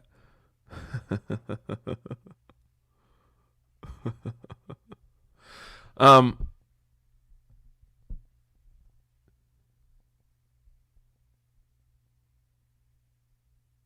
yeah. King Will says, oh, that's you, huh? Shout out to King Will says. Shout out to King Will says in the house. Shout out to you in the house. So, in the interest of just so we understand each other more and what we're doing and so on and so forth, I am not much of a gong or rhythmic or a chanter or repeating of mantra type of person. I'm very much a somatic type, very much a body kind of guy. Okay, so breathing and then the ears and the eyes, which we'll get into perhaps next week. Tuesday's over here, so we talk about mastery of subjective consciousness. So next Tuesday, we'll get to part 4 in this series of how, and we'll use the eyes as an access point, and we're still in the body, okay? We're still in the body because there's mental images that you can also use in this game. And then there's mental noise or mental talk that you can also use in this game. Just like you could play basketball, you could play volleyball, you could play tennis, you could row, you could run, you could swim, but you're all just doing cardio, right? So you could do all these different things, breathing exercises, all these listening things I'm talking to you about, and many other forms and modalities to develop concentration, sensory clarity, and equanimity within the space of feeling, image, and talk, mastery of subjective consciousness.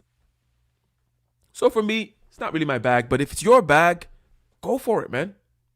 But now you understand what it is. Like, you're just practicing concentration with that stuff. For me, I can just go listen to the furthest sound, listen to the closest sound, and then combine that with breathing, and I can rock that. Also, I can do some some eye stuff, which we'll probably talk about next time. All right, it's 7:20 already. That's kind of crazy. And we'll continue here. We'll continue. But if anybody, because this is one of those things that perhaps you want to confirm, maybe you need clarification, maybe you want to share your experience, please feel free to join the stream. I just dropped the link over there. And we have good men, my fellow Dusty and the best. Well, let me not ruffle any feathers. One of the best, okay, moderators out there in these YouTube streets. Yeah, so feel free to share the link as we go along here. All right. So far we talked about listening to the furthest sound you can hear, and then we went to listening to the ringing in your ear, which is the closest sound in your ear. We talked about listening to both of them together, which is another technique, and then we talk about using these external things, which give you more form and structure, rhythmic use of a gong or a tuning fork and things like that. And then we come to one which is one of my favorites, which is combining the breathing and the listening. So you take a deep breath, for example.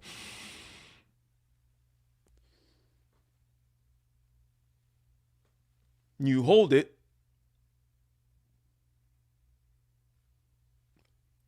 And as you release it, you take advantage of the relaxation that comes with the out breath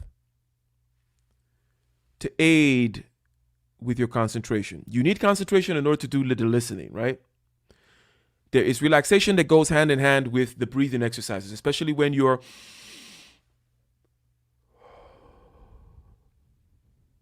breathing out.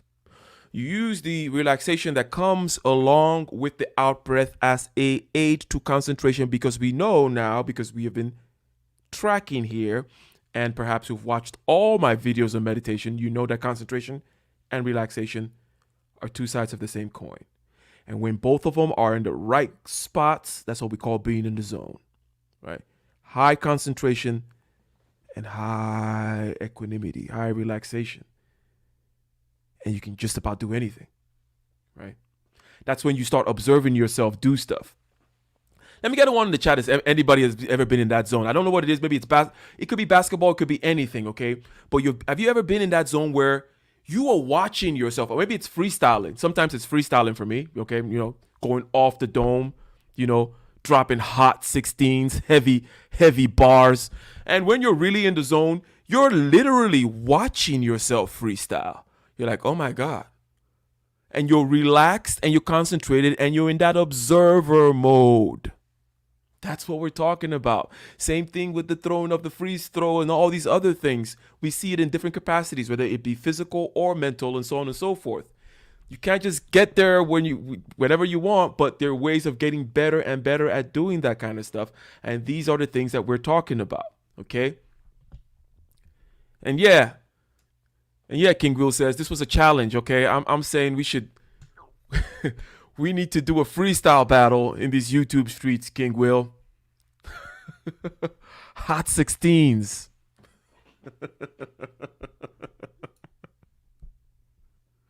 So breathing and listening to the furthest sound, or breathing and listening to the nearest sound, or the ringing gong, if you will. Okay, these are all things that you can do. And then obviously rhythmic breathing also induces the trance-like state. In other words, you can use the breathing as the formality, right? You're like, I'm going to do the 4x4 breathing, for example, where you count 4, or you could count 8, or you could count 20, or you could count whatever it is, but you count when you're breathing in, and then you hold it for the same count, and then you release. So you're like 1, 2, 3, 4, hold 2, 3, 4, out 2, 3, 4, in 2, 3, 4, hold 2, 3. And then you're using that as some kind of a formal rhythm while you're also perhaps listening to the ringing in your ear or listening to the further sound. The ability to combine all these together is really when you have more chances of getting yourself in, being present, getting yourself in the zone or closer, whether it be in a meeting or at McDonald's. I don't care where you're at. The point is, this is the vehicle that you have. Your subjective experiences is about feeling in the body, image in the head, and talking in your head. And mastery of it is what we're here to do. Because if you do not do that, what the hell did you do? Okay, you didn't do anything. Okay, you just wasted a bunch of time. Okay. And yes, I like to be harsh. Yes, I like to say stuff like that because I understand that we're intelligent people over here and we know it's true. So, and we don't sugarcoat things over here, right? Because, we don't deflect, we don't get delusional, we don't sugarcoat, we go directly. So I'm saying, hey, I don't care what else you mastered out there. You won the Nobel Prize for this or that or the other. You're the greatest, whatever it is that you do, but if you don't master your subjective consciousness, your life was a freaking waste. It doesn't really matter because you were miserable the whole time. So we have somebody in the house. We got Shozan, I believe. How are you doing, sir? Can you test your audio? Hey, testing, 1, 2, 3. How you doing? I am doing very well, and I can hear you very clearly. How are you? And Happy New Year to you. Happy New Year, man. 2021. Hopefully it's got, something better in the box for us than 2020. So, you know what I mean? Something better in the box. That's always good. What you got for us? Yes, sorry.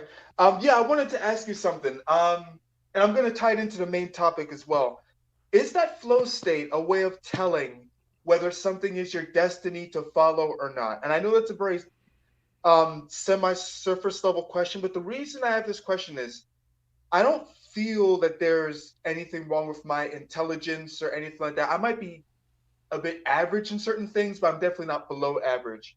But I notice whatever I'm doing tends to not grow very well, or it grows to a point and then dies off. But there's only certain career that really seems to work for me.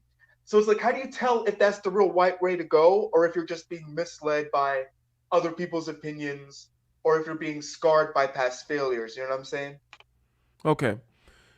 Yes. When things are tracking on many levels, you're tracking on your dopaminergic and serotonin level. It's tracking on the level of your awareness, okay, sensory clarity and so on and so forth. So that other level which I mentioned, I'm talking now. I went down to subconscious, okay. So far over here we're talking about conscious so far, right? But when things are tracking subconsciously and then they're tracking also consciously, and you're also doing it well, and you see external benefit from it, and you're getting in the zone, I don't know of any other better way to explain perhaps what you may call destiny or what you're supposed to be doing, right?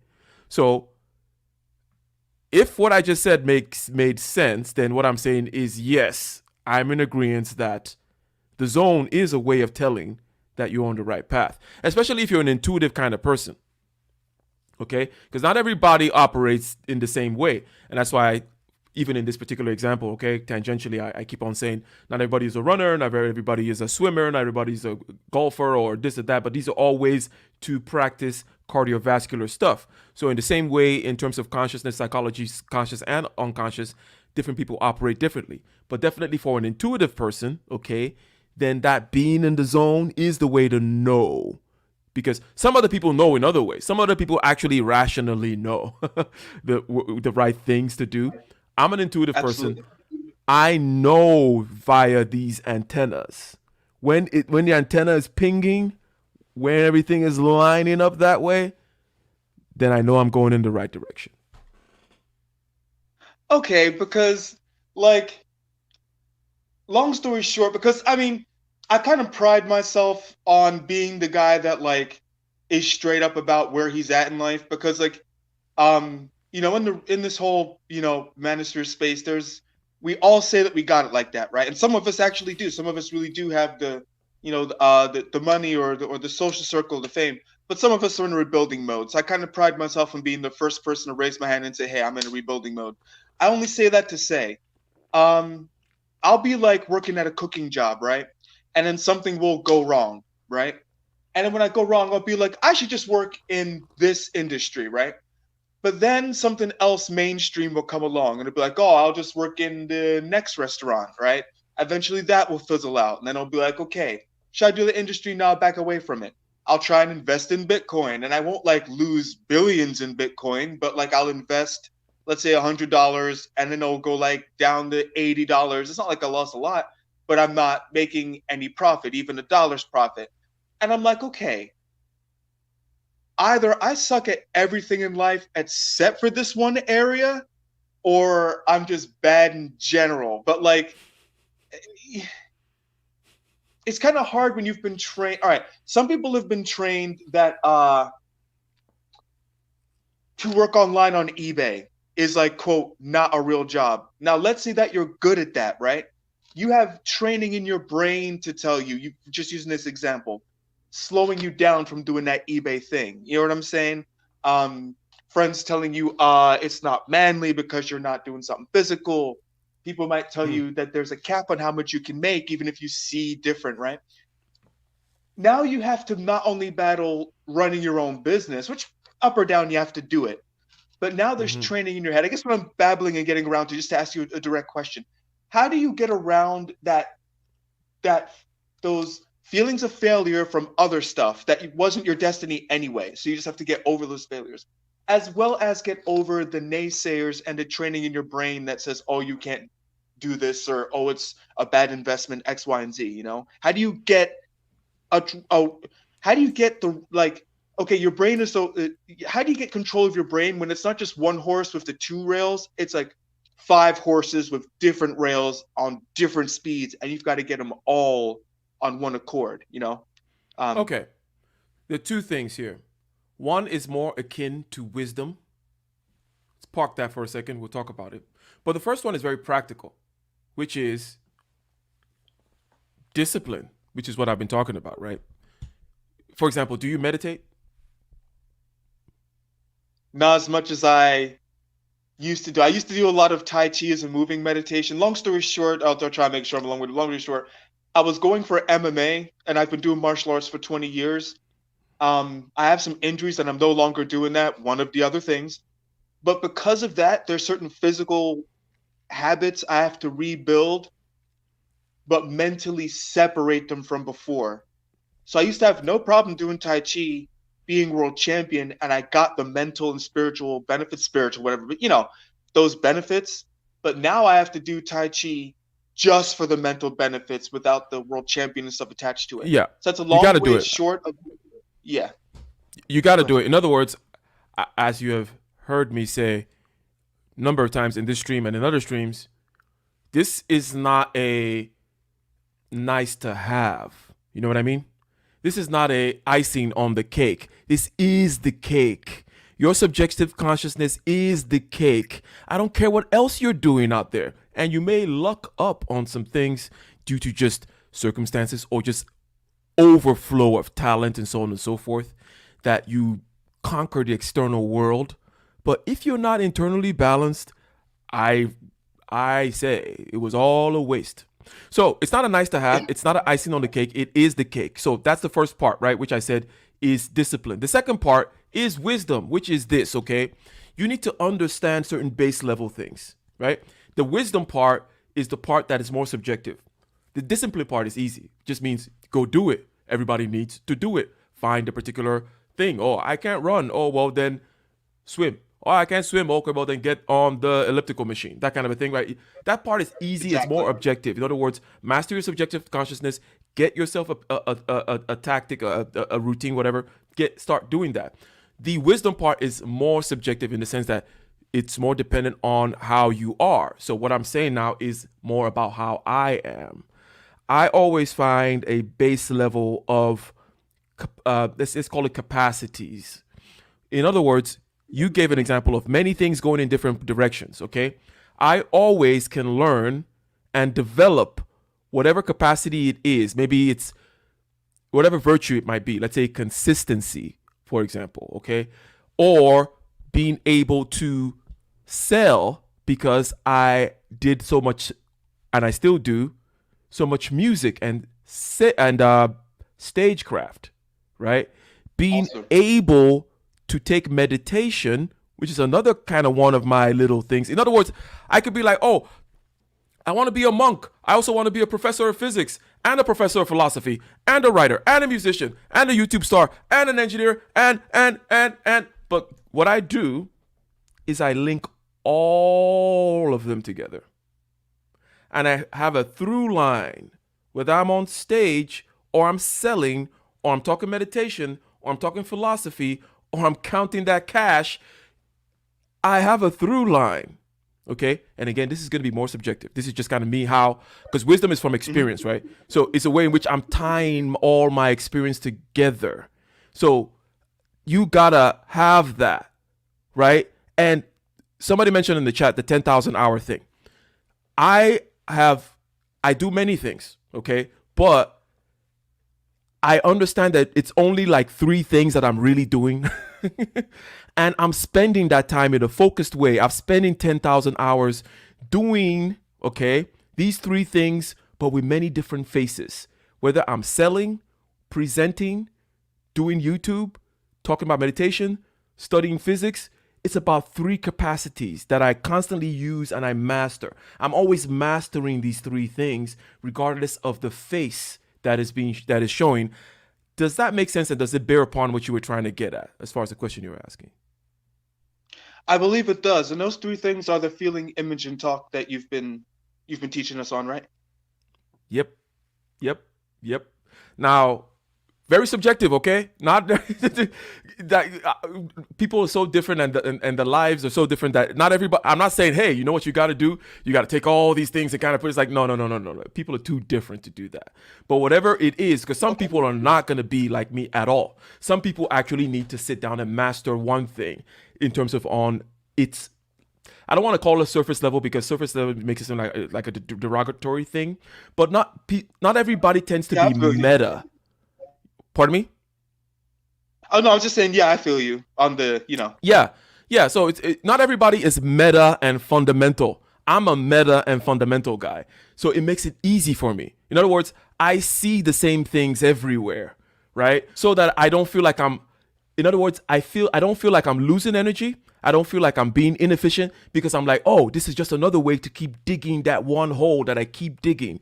Everywhere I go, I keep getting better at digging that hole so that I turn around and I still have this hole, or maybe it's a capacity or however you want to look at it, right? I can use it everywhere. But the overarching point is that you need to, that 10,000 hour rule to use that particular framework is true, right? In other words, you cannot be spinning your wheels in all these different places. For someone like me who is very meta, I can find these things everywhere, and I just do that. And then the rest is the discipline part, right? So the consistency, the mastery of subjective grind, blah, blah, blah, blah, blah, blah, blah. The working 16 hours a day, the pulling the all-nighter like I'm going to do after this. That part just kind of goes with the territory, right? Because I believe in the use it or lose it proposition. It's not like I believe. You are a use it or lose it proposition. You cannot let up. You cannot stop. The entropy will pull you back. You cannot stop rowing. The river actually flows backward. The river of time flows backwards.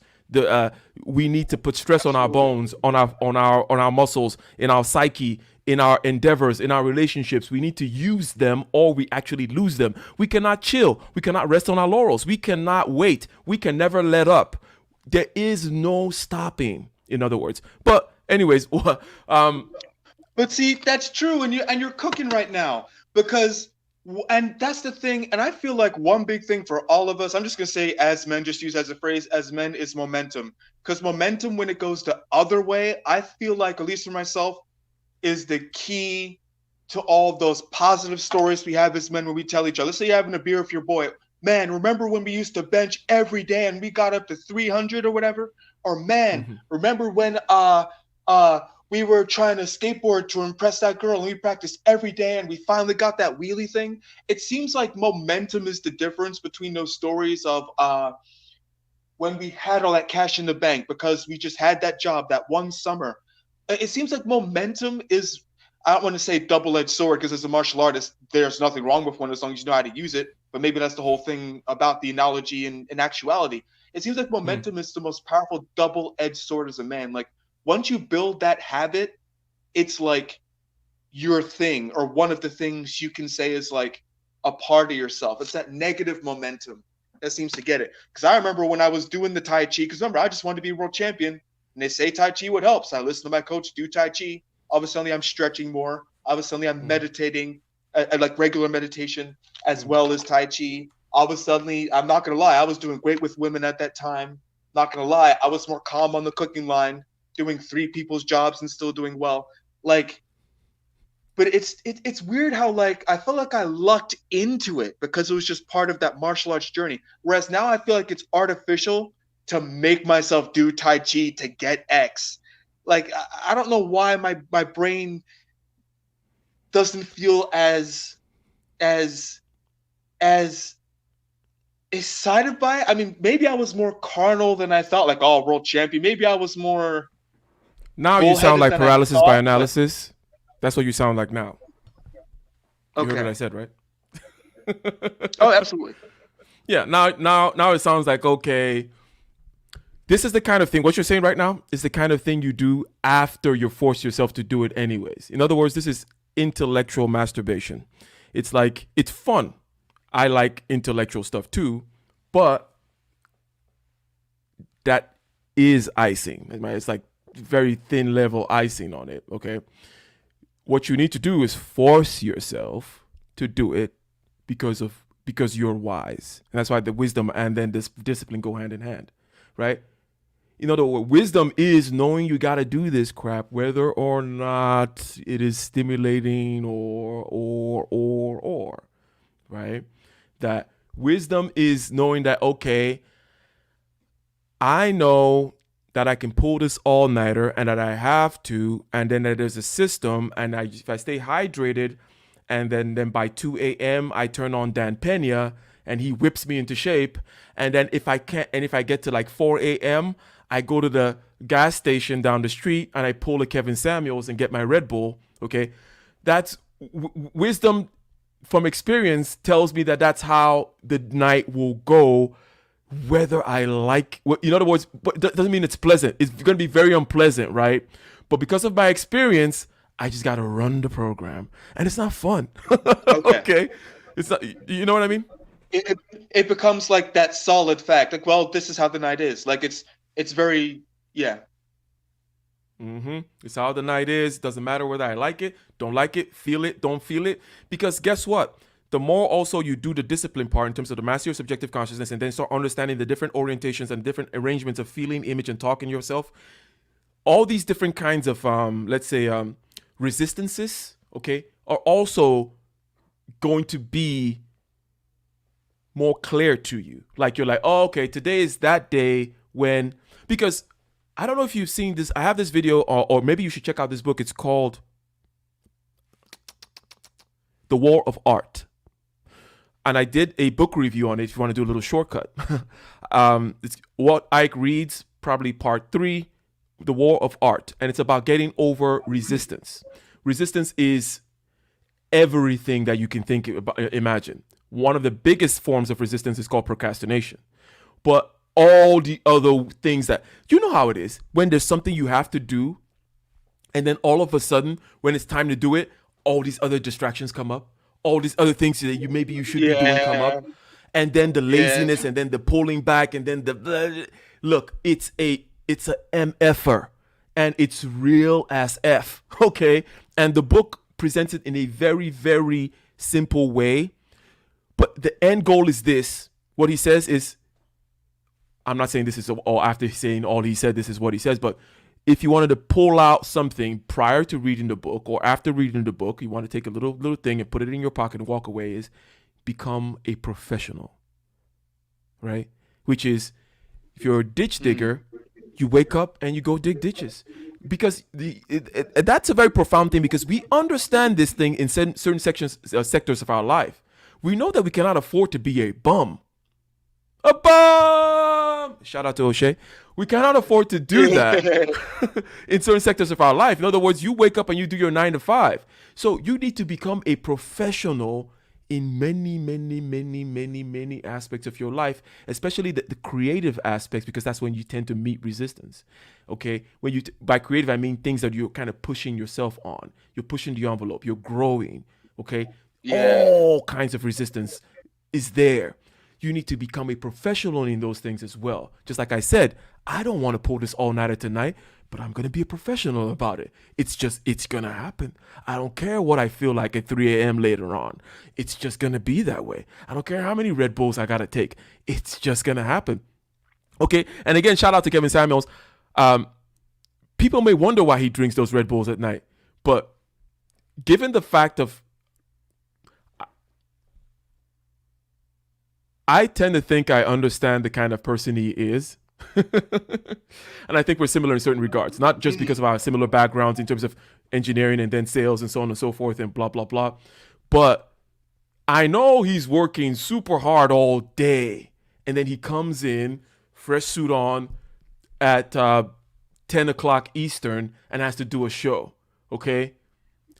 He has to do, it's like, but he's got to push through. He's got to be a professional about it, right? So that's the thing. Resistance will arise. You got to take the professional mindset.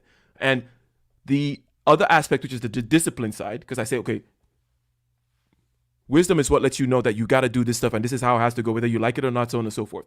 The discipline side, in terms of master your subjective consciousness, that is, will show you the different forms of resistance, such that when I have something difficult to do, and I walk and I wake up in the morning and I feel the resistance, I can get up and be like, hey, good morning, resistance. You know what I mean? So that it's not a surprise anymore. That's where the sensory clarity in my concentration, sensory clarity, and equanimity trifecta, the sensory clarity is knowing exactly, so that you can see, rather than it be some kind of vague thing that you're going to intellectually masturbate about, you have seen it so much because you've practiced concentrate, you've seen it clearly so much, not just experienced it vaguely over your life, but because you practice this stuff, you see the feeling in the body. Oh, you're like, oh, okay, you're coming to stop me from finishing this project tonight, okay? That's what you're here to do? Well, hello, how you doing? Hey there, old friend. It never goes away. That part is the wisdom part. The wisdom part is the part that also lets you know that this thing never goes away, okay? That thing is always going to be there. You're never going to get rid of resistance. It will always come up. You just got to become friends with it. How do you become friends with it? Becoming familiar with it. How do you become familiar with it? Where is it? What is it? It is in feeling, image, and talk.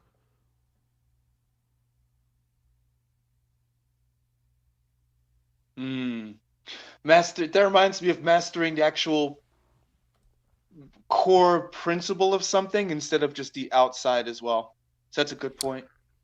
Once you master your mind, then your mind is with you no matter what situation or job or person you're talking to. If you have your mind, then you're good to go. Yeah, and that is me. That is my way. Not everybody tends to be that way. Some people are different, where they operate in some other levels, which I don't quite understand. They perhaps are more strategic, less intuitive. They kind of know certain things and kind of go that way. For me, I got to go down to rock bottom, okay, so that I can see the same things everywhere. And then I can kind of navigate. And then there's that whole thing about being in the zone, which tells me that I'm going in the right direction, right? I have these antennas, and there's a future that pulls me into I get pulled into the future. I don't plan the future. I tend to get pulled into the future. Now I'm sounding like some metaphysical crazy person, but hopefully you know what I'm saying. Absolutely. Much thanks, because I just needed that.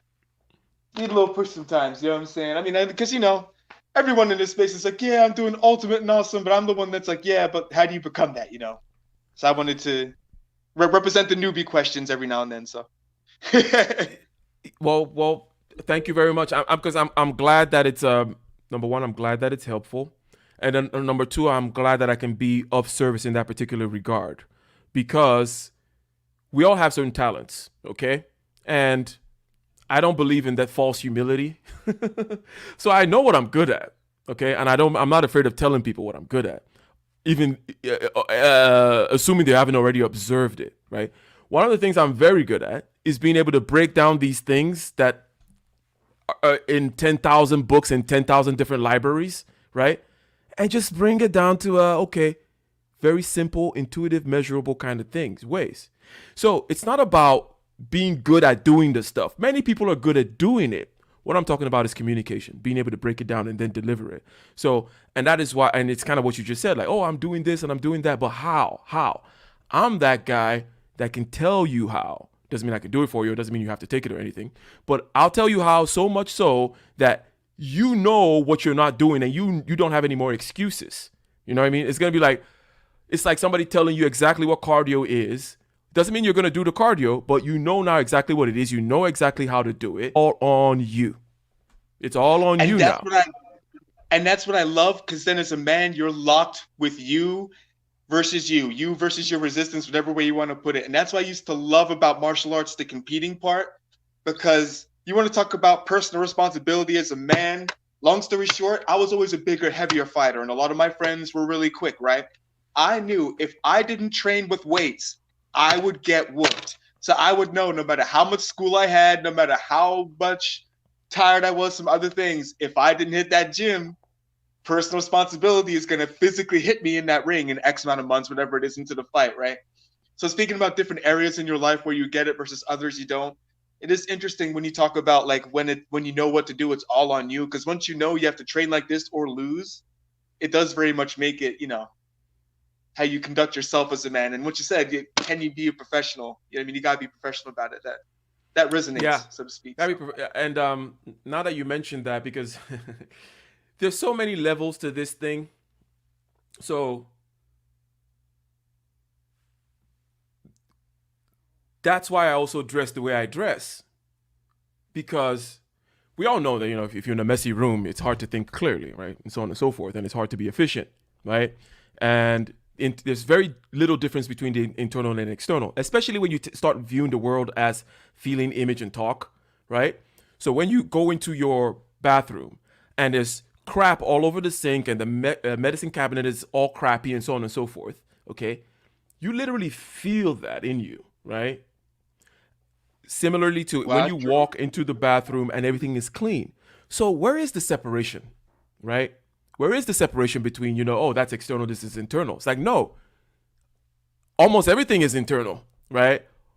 Or external, but it really doesn't matter. But the point is, the arrangement of your external environment in such a way is another hack, okay?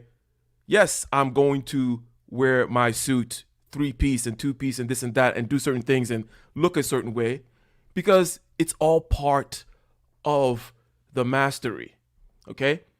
Not for everybody, Awesome. right? And well, it's all part of it. It's all part of it for me, right? And you either understand and respect that, or what some people tend to do is they have a knee-jerk pushback. They're like, oh, whatever, man. I just wear t-shirts, bro. Like, what's all this? You think you're so good? Like, Yeah. those people just don't they don't understand what I'm doing. They don't even understand. And of course, I don't have time for such people, right? I'm not talking to one of those kinds of people. I wouldn't even be talking. Yeah. But I'm just giving an example. At least not for that- long. Exactly. At least not for long. Maybe they ask me if I want fries with that, and then I move on, right? But Yeah. no. I'm not being very nice. But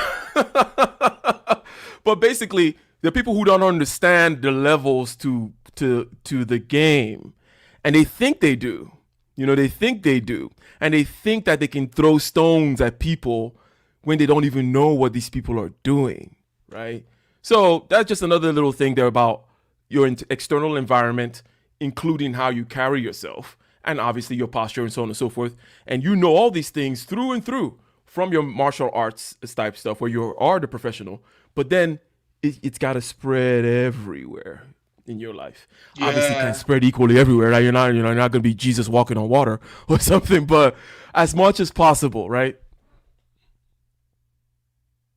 Absolutely. See, that's good stuff, man. See, this channel has some good stuff. I mean, some other channels do as well, but this channel got some good stuff, man. Like, this is what I'm saying. This is why I call it real life game. It's game towards life. You know what I mean, including women as well, but like, it's game towards all of life. Because I'm telling you, working in a restaurant, especially because I worked in some both low level and high level, semi high level stuff, some respectable stuff, and like, when you've got 1,000 orders, changing amounts, everyone else is stressed and yelling and everything. You're either one of the crazy sheep, or you're one of the only calm people getting things done, keeping everyone else calm, making sure things get done. And because I worked in cooking a long time, I was able to have that for the most part. But when I had the Tai Chi, it made it crazy good. Like, it was a level of calm. It was like there was a comfortable bulletproof armor of calm, and someone would have to break that before they got me upset.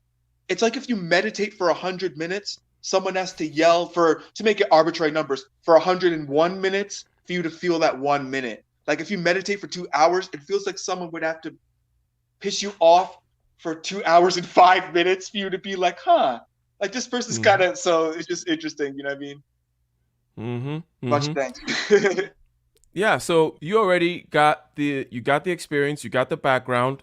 We had a conversation, and the two things that struck me were, on the one hand, the discipline, which we've talked about in several ways, which is, number one, it has to be done. It's not icing on the cake, it is the cake. And that, it is about doing these particular things to develop certain capacities such that now you also recognize resistance, right, in all its various forms and its manifestation in feeling in the body, image in the head, and talk in the head, and so on and so forth. Absolutely. And then the other part is wisdom. But wisdom is more subjective because it has to do with how you operate, how you integrate your experience, because wisdom is more about experience, right? But that you need to constantly be operating on these two levels, where my wisdom knows how certain things work and how it has to be. And then my discipline is what enables me to actually execute. Okay. But my feelings at the moment are rarely ever going to cooperate. It is rare that you're just inspired. That's why inspiration is rare, right? Inspiration, motivation. It is rare that I'm just like psyched up to stay up all night tonight and everything is just flowing and no, it's not going to happen. It's not. No, it doesn't happen. That's not how life is. And it kind of goes into the whole thing about, relationships too, where people get bored because the relationship is not, and so on and so forth. And it's like, it goes with the lust or infatuation and all that kind of stuff. It's like, or, the whole 99% perspiration, 1% inspiration thing. Like, we see this thing happen. This is just kind of how life is. Okay. That's what life is. And that's why I say, okay, that's why it's so important to go in there into your subjective consciousness, because if you don't get that going, then you're just going to be running from distraction to distraction, from gambling to women to Molly to this to the other, in order to try to paper over the chaos, paper over the fact that life kind of sucks. In the kind of way that I can laugh about it, Yeah. in a beautiful way. That's true. Or put it in the Buddha way, life is suffering. Suffering comes from desires, and you need to master your subjective consciousness and get a hold of those desires, blah, blah, blah. Or you could talk about the original sin way, which is the kind of Christian way of looking at it. But there is no point of view. Or you can even look at the modern way, modern therapeutic culture, if you will, right? But there is no point of view that says, oh, everything's okay, and your feelings will go hand in hand with what needs to be done, and it will be in line with your wisdom every time. Like, hell no. It never works. And I have to bring up this point real quick. Um, um, I was I can't say I'm not, because I made a comment about how like I've been into the whole EDM rave stuff, and for a while I wondered if I believed in the crystals and all that, but really a lot of it was the environment, the attractive women and everything. And I say that to also say, I do think as men, there's also a different level, because not for nothing, if you're a chick and you look good and you have certain websites, I'm sure you can manifest money. I'm sure money will just manifest if you look good and you have an Instagram and you got the right link, right? But as men, there's a certain physical reality we live in where it's like, okay, if you don't do X, you won't get paid in 2 weeks. You know what I mean? So it's like I feel like also as I don't know, man, because when I followed New Age spirituality and stuff, it helped me keep up on the physical things I needed to do, like the Tai Chi. But that's basically all it really did. You know what I'm saying? Like you can't, like we talked about before, of the whole like equality versus capitalism type ideals. Like you can't really walk around believing everyone should have everything, because it makes no sense. Like my one teacher once said, we can't all get a Scarlett Johansson because there's just one. Like she's got to choose whichever guy she feels is best, right? So it's like, I mean, when there's a promotion, every guy doesn't get to be manager. Like the guy who got the most hours, like you said, the guy who drank that Red Bull that one night, he drank that Red Bull, he ran the numbers, and there you go. So Exactly. So it's like when Super Chat Jesus is throwing out super chats over there, it's because he regularly has to stay up all night. It's because he regularly obviously, right? I'm not sounding like what somebody may think I'm sounding like right now, because like I don't care much to talk about myself. Doesn't matter. I'm so self-absorbed that I don't really care to put it out there. But for the point of anybody that it may help, it's because of all kinds of heartache and anxiety, all kinds of pushing myself to places where I'm uncomfortable, and will this business work out? Will I be able to close this deal? Will I be able to complete this project? Will I fall flat on my face? Right? All the time. That's the other side. That's the other side of the coin. And I'm not putting it as it's a dark side. It's the whole package, the whole thing. It's beautiful. The whole thing is beautiful. Okay? The one does not come without the other, and one is not beautiful without the other. They both go hand in hand, and it's all a beautiful thing. But as you mentioned, that guy's going to get that promotion because he stayed up all night, crunched the numbers, got the extra degree, burned the midnight candle, got the moonlighted while everybody was, going to the club and going to Vegas. He started his moonlighting electrical business. 5 years down the line, you're like, how did he do that? It's like, you know how he did it. You know he wasn't there with you at the club or whatever. You know exactly how he did it. Okay? So, he showed up early. You know what I'm saying? 100%. 100%. So, these particular capacities work in all facets, okay? And I like to, again, make things actionable and practical. And that's why I like to say, hey, when I'm on stage, I'm meditating. When I'm on the YouTube conversation, I'm meditating. When I'm trying to close a deal, I'm meditating, okay? On and on and on and on. And this mastery of subjective consciousness thing, which, by the way, people want to kind of look at, like, shout out to Shin Zen Young, who's one of the guys that I really kind of got a lot of this stuff from. Check him out, Shin Zen Young, and Vipassana kind of meditation. Okay, he's one of the other people that's out there that actually presents this kind of stuff in a way that is not filled with foo-foo and woo-woo and, all that kind of stuff. it just kind of tells you in a way where Absolutely. it's like, oh, I get it. Okay, I can dig that, because we cannot break out and become non-Western materialists. This is how we run. This is how we are. So we have to put everything within that context. If you start talking about oneness with the universe and this and that and the other, you're talking like you're talking like you get what I'm saying. It's like 2,500 years ago, in perhaps I will be able to get what you're saying. Now I'm only pretending to get what you're saying. And if I go back to that example, there's this one true artist in the whole commune, or I don't know where's the latest spot. Probably someplace in New Mexico, some new little rundown place in New Mexico, or maybe Detroit, right, where you have this colony of kind of creatives. Okay, Yeah. there's usually Exactly. one guy. Okay, out of 1,000 people, there's probably one person who's actually a real person, and then you have a whole bunch of glamours on who are surface level.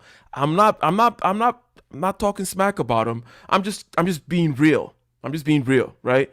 And then you Yeah. have a bigger group of the people that I call hipsters, whom are just kind of, it's more of a lifestyle and a belonging thing to them, not so much of the real, right?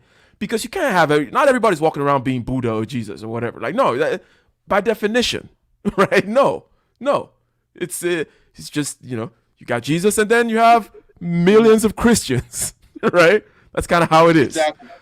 That's kind of how it is. So I'm gonna give you the last word, because didn't want this one to definitely go too long, because I gotta go start that chaotic night that I gotta start. So let me give you. You have anything else to add, and then I'm gonna wrap this up.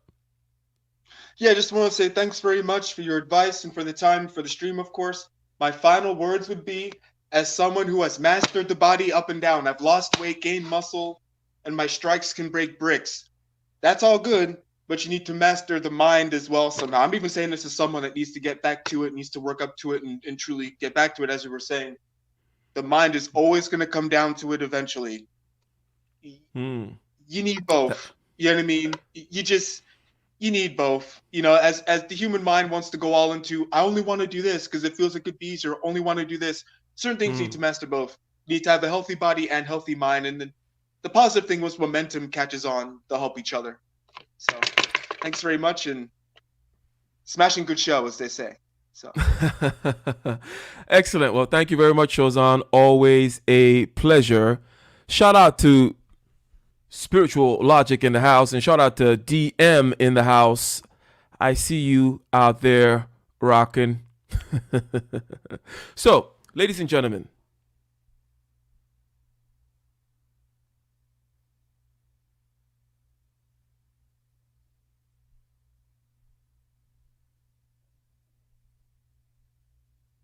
the formal use/exercise of concentration, sensory clarity, and equanimity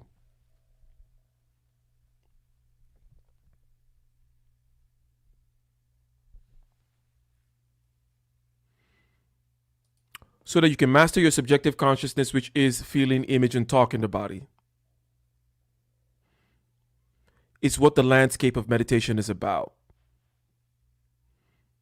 And this deep into our conversation, meaning we have 4 series on why you should meditate. I mean, a 4-part series on that. And now we're in part 3 of how to meditate. We have already been able to kind of disaggregate it and remove it from this one big word called meditation, and understand that what we're doing is way more granular, that there are a number of skills that relate to a number of capacities that relate to your subjective consciousness.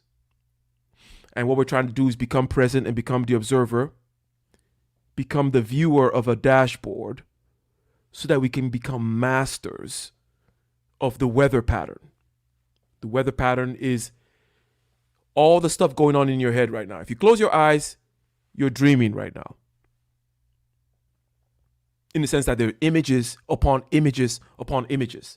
Some are conscious and some are unconscious. There's talk upon talk upon talk. Some are conscious, some are unconscious. And then there's just a myriad of feelings internal feelings. Some of them are emotions. Some of them are instincts. Some of them are intuitions. Some of them are just your stomach growling and your back aching. And that this whole mess, this whole trifecta, is constantly working in tandem, reinforcing itself, such that you wake up with a bad back and all of a sudden you start visualizing your ex and how much of a bee she was. It's like, this has nothing to do with your ex. It's just your back. But it's a simple example of how these things work together.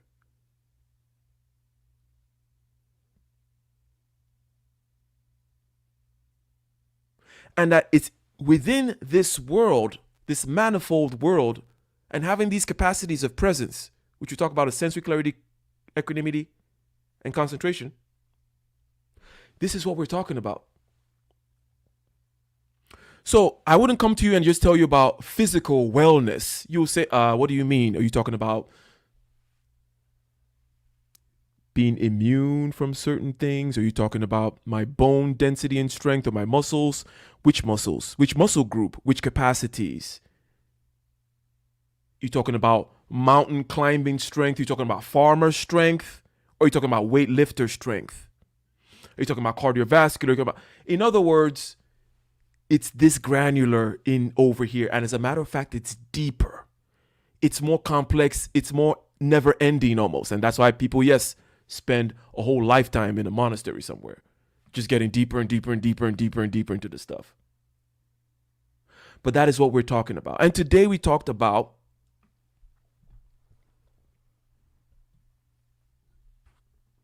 using the ear. Jackalope Music, by the way, before I forget, talked about a book. And Shinobi responded. A good book to go along with meditation, as Ike is teaching, is Activate. Is that Vegas? Nerve. Not the Las Vegas nerve. For those listening, it's VAGUS. Activate the vagus nerve.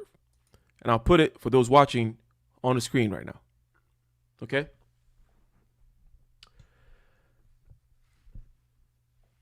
Good. Go with that one, Jackalope. And then watch my Why You Should Meditate series. Or just go, the playlist on meditation, I organize everything that has to do with meditation, including my other videos about listening to the sound of your ear, being the most comfortable person in the room, okay, and so on and so on and so on, right?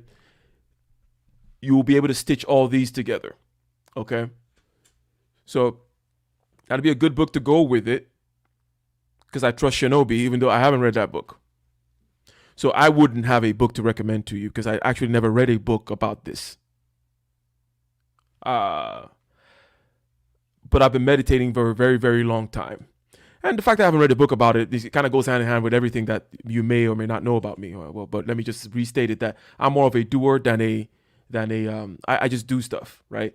And then later on, I may go, in order to formalize it, go look up something somewhere and be like, oh, okay, cool, this is how it goes, blah, blah, blah, blah, blah. But I actually prefer to do before I learn, before I look at a book. It's just my own particular problem. So we're still within the body, okay? We started out last Tuesday, that is, talking about accessing the body through the breathing. That was what we used last time, okay? And that we're talking about internal sensations in the body. Non-emotional internal sensations was what we worked with yesterday. And then today we're using perceptions, still part of the body, still part in the F part of our FIT. Subjective consciousness is FIT, feeling, image, talk. We're within the body still. Okay? Today, using the ears. I have a few things. I said, listen to the furthest sound that you could hear. You immediately activate concentration and relaxation. Okay? And then listen to the ringing in your ear as well, which is the closest thing you can hear. That's another technique. Also, you can listen to both of them, both the furthest thing and the closest thing. Okay? You could also use like a tuning fork or a gong or perhaps mantras and things like that. Not my cup of tea.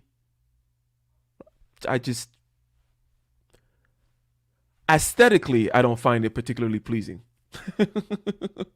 Okay? And then also you can combine breathing and this. And as we build on the How to Meditate series, I'm going to be layering all of them together, because the point is you're going to get to the point where you're going to be using images in your head and your external vision, including listening and breathing and such that nothing escapes you, such that you are very much planted within yourself and also within whatever the external space is as the observer and not as someone being blown around by the winds of circumstances and happenstances in the world of feeling, image, talk, and so on and so forth. So, ladies and gentlemen, I would like to thank you very much. Again, thank you guys very much one more time. And shout out to all the people who did the super chatting. Okay? And let me see if anybody did anything else. That way I make sure I catch and don't miss anyone. Okay? Shout out to man, Q Dog, Kwesi Jackson, always representing, man. Always going. Kwesi Jackson is the Cash App Jesus, ladies and gentlemen. Always much appreciated. Thank you very much for the Cash App donation. It definitely provides encouragement, and this communication that we have, insofar as it is useful, helps me a lot too. Because as I mentioned, I'm more of a doer, and then in order to know that I know what I just did, I like to communicate it with other people so that they can put a 1 in the super chat. I mean, sorry, in the chat and say, yes, Ike, that makes sense. That's intuitive. And then I'm like, okay, cool. Then I know that I got that. I know that that makes sense. I know that I'm not just over here living in some delusional world. So this helps me very much as well. I go and I tend to do stuff, and then I formulate it and then communicate it. And if other people say, yes, it makes sense, then I know that I wasn't just deceiving myself somewhere. So we're all benefiting from this. And I would like to thank you guys one more time for showing up. Please don't hesitate to share this stream. Okay. Share it to a group of friends via text, right? Or share it via YouTube or WhatsApp or Instagram or whatever social media may be, maybe to a Facebook group or something, or just share it via the YouTube page or community tab that you may or may not have, right? So like, subscribe, hit the bell button and all. For anybody who's new to the channel, please go ahead and subscribe to the channel. Hit the bell button, okay? Like, subscribe, bell button, all, LSBA, that's the algorithm. Peace.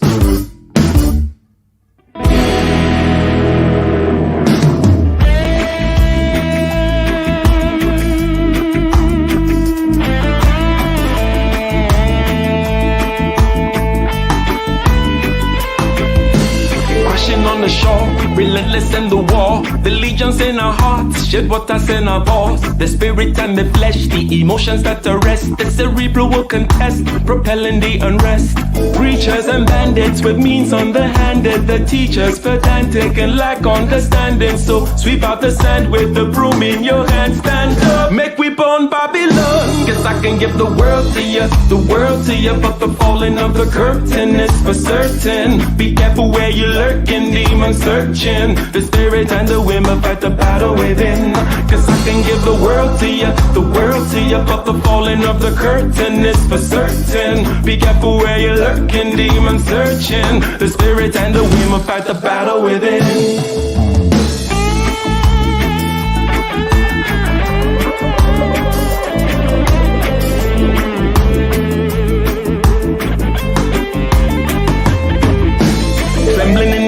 With the semblance of a blaze, with gratitude and rage, we touch another page with delirious delight, impervious to light. This vitality and might encourages the flight.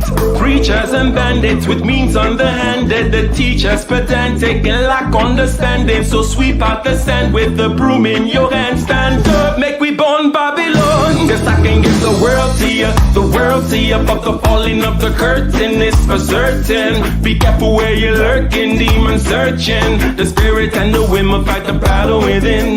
Guess I can give the world to you, but the falling of the curtain is for certain. Be careful where you're lurking, demon searching. The spirit and the women fight the battle within.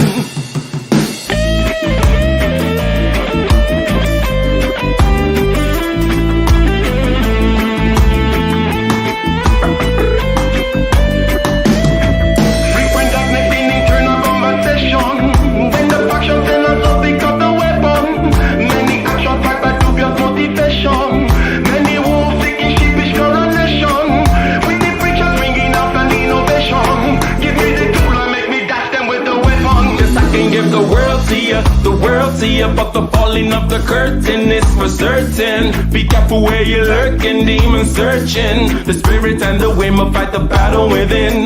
Guess I can give the world to you, but the falling of the curtain is for certain. Be careful where you're lurking, demon searching. The spirit and the women fight the battle within.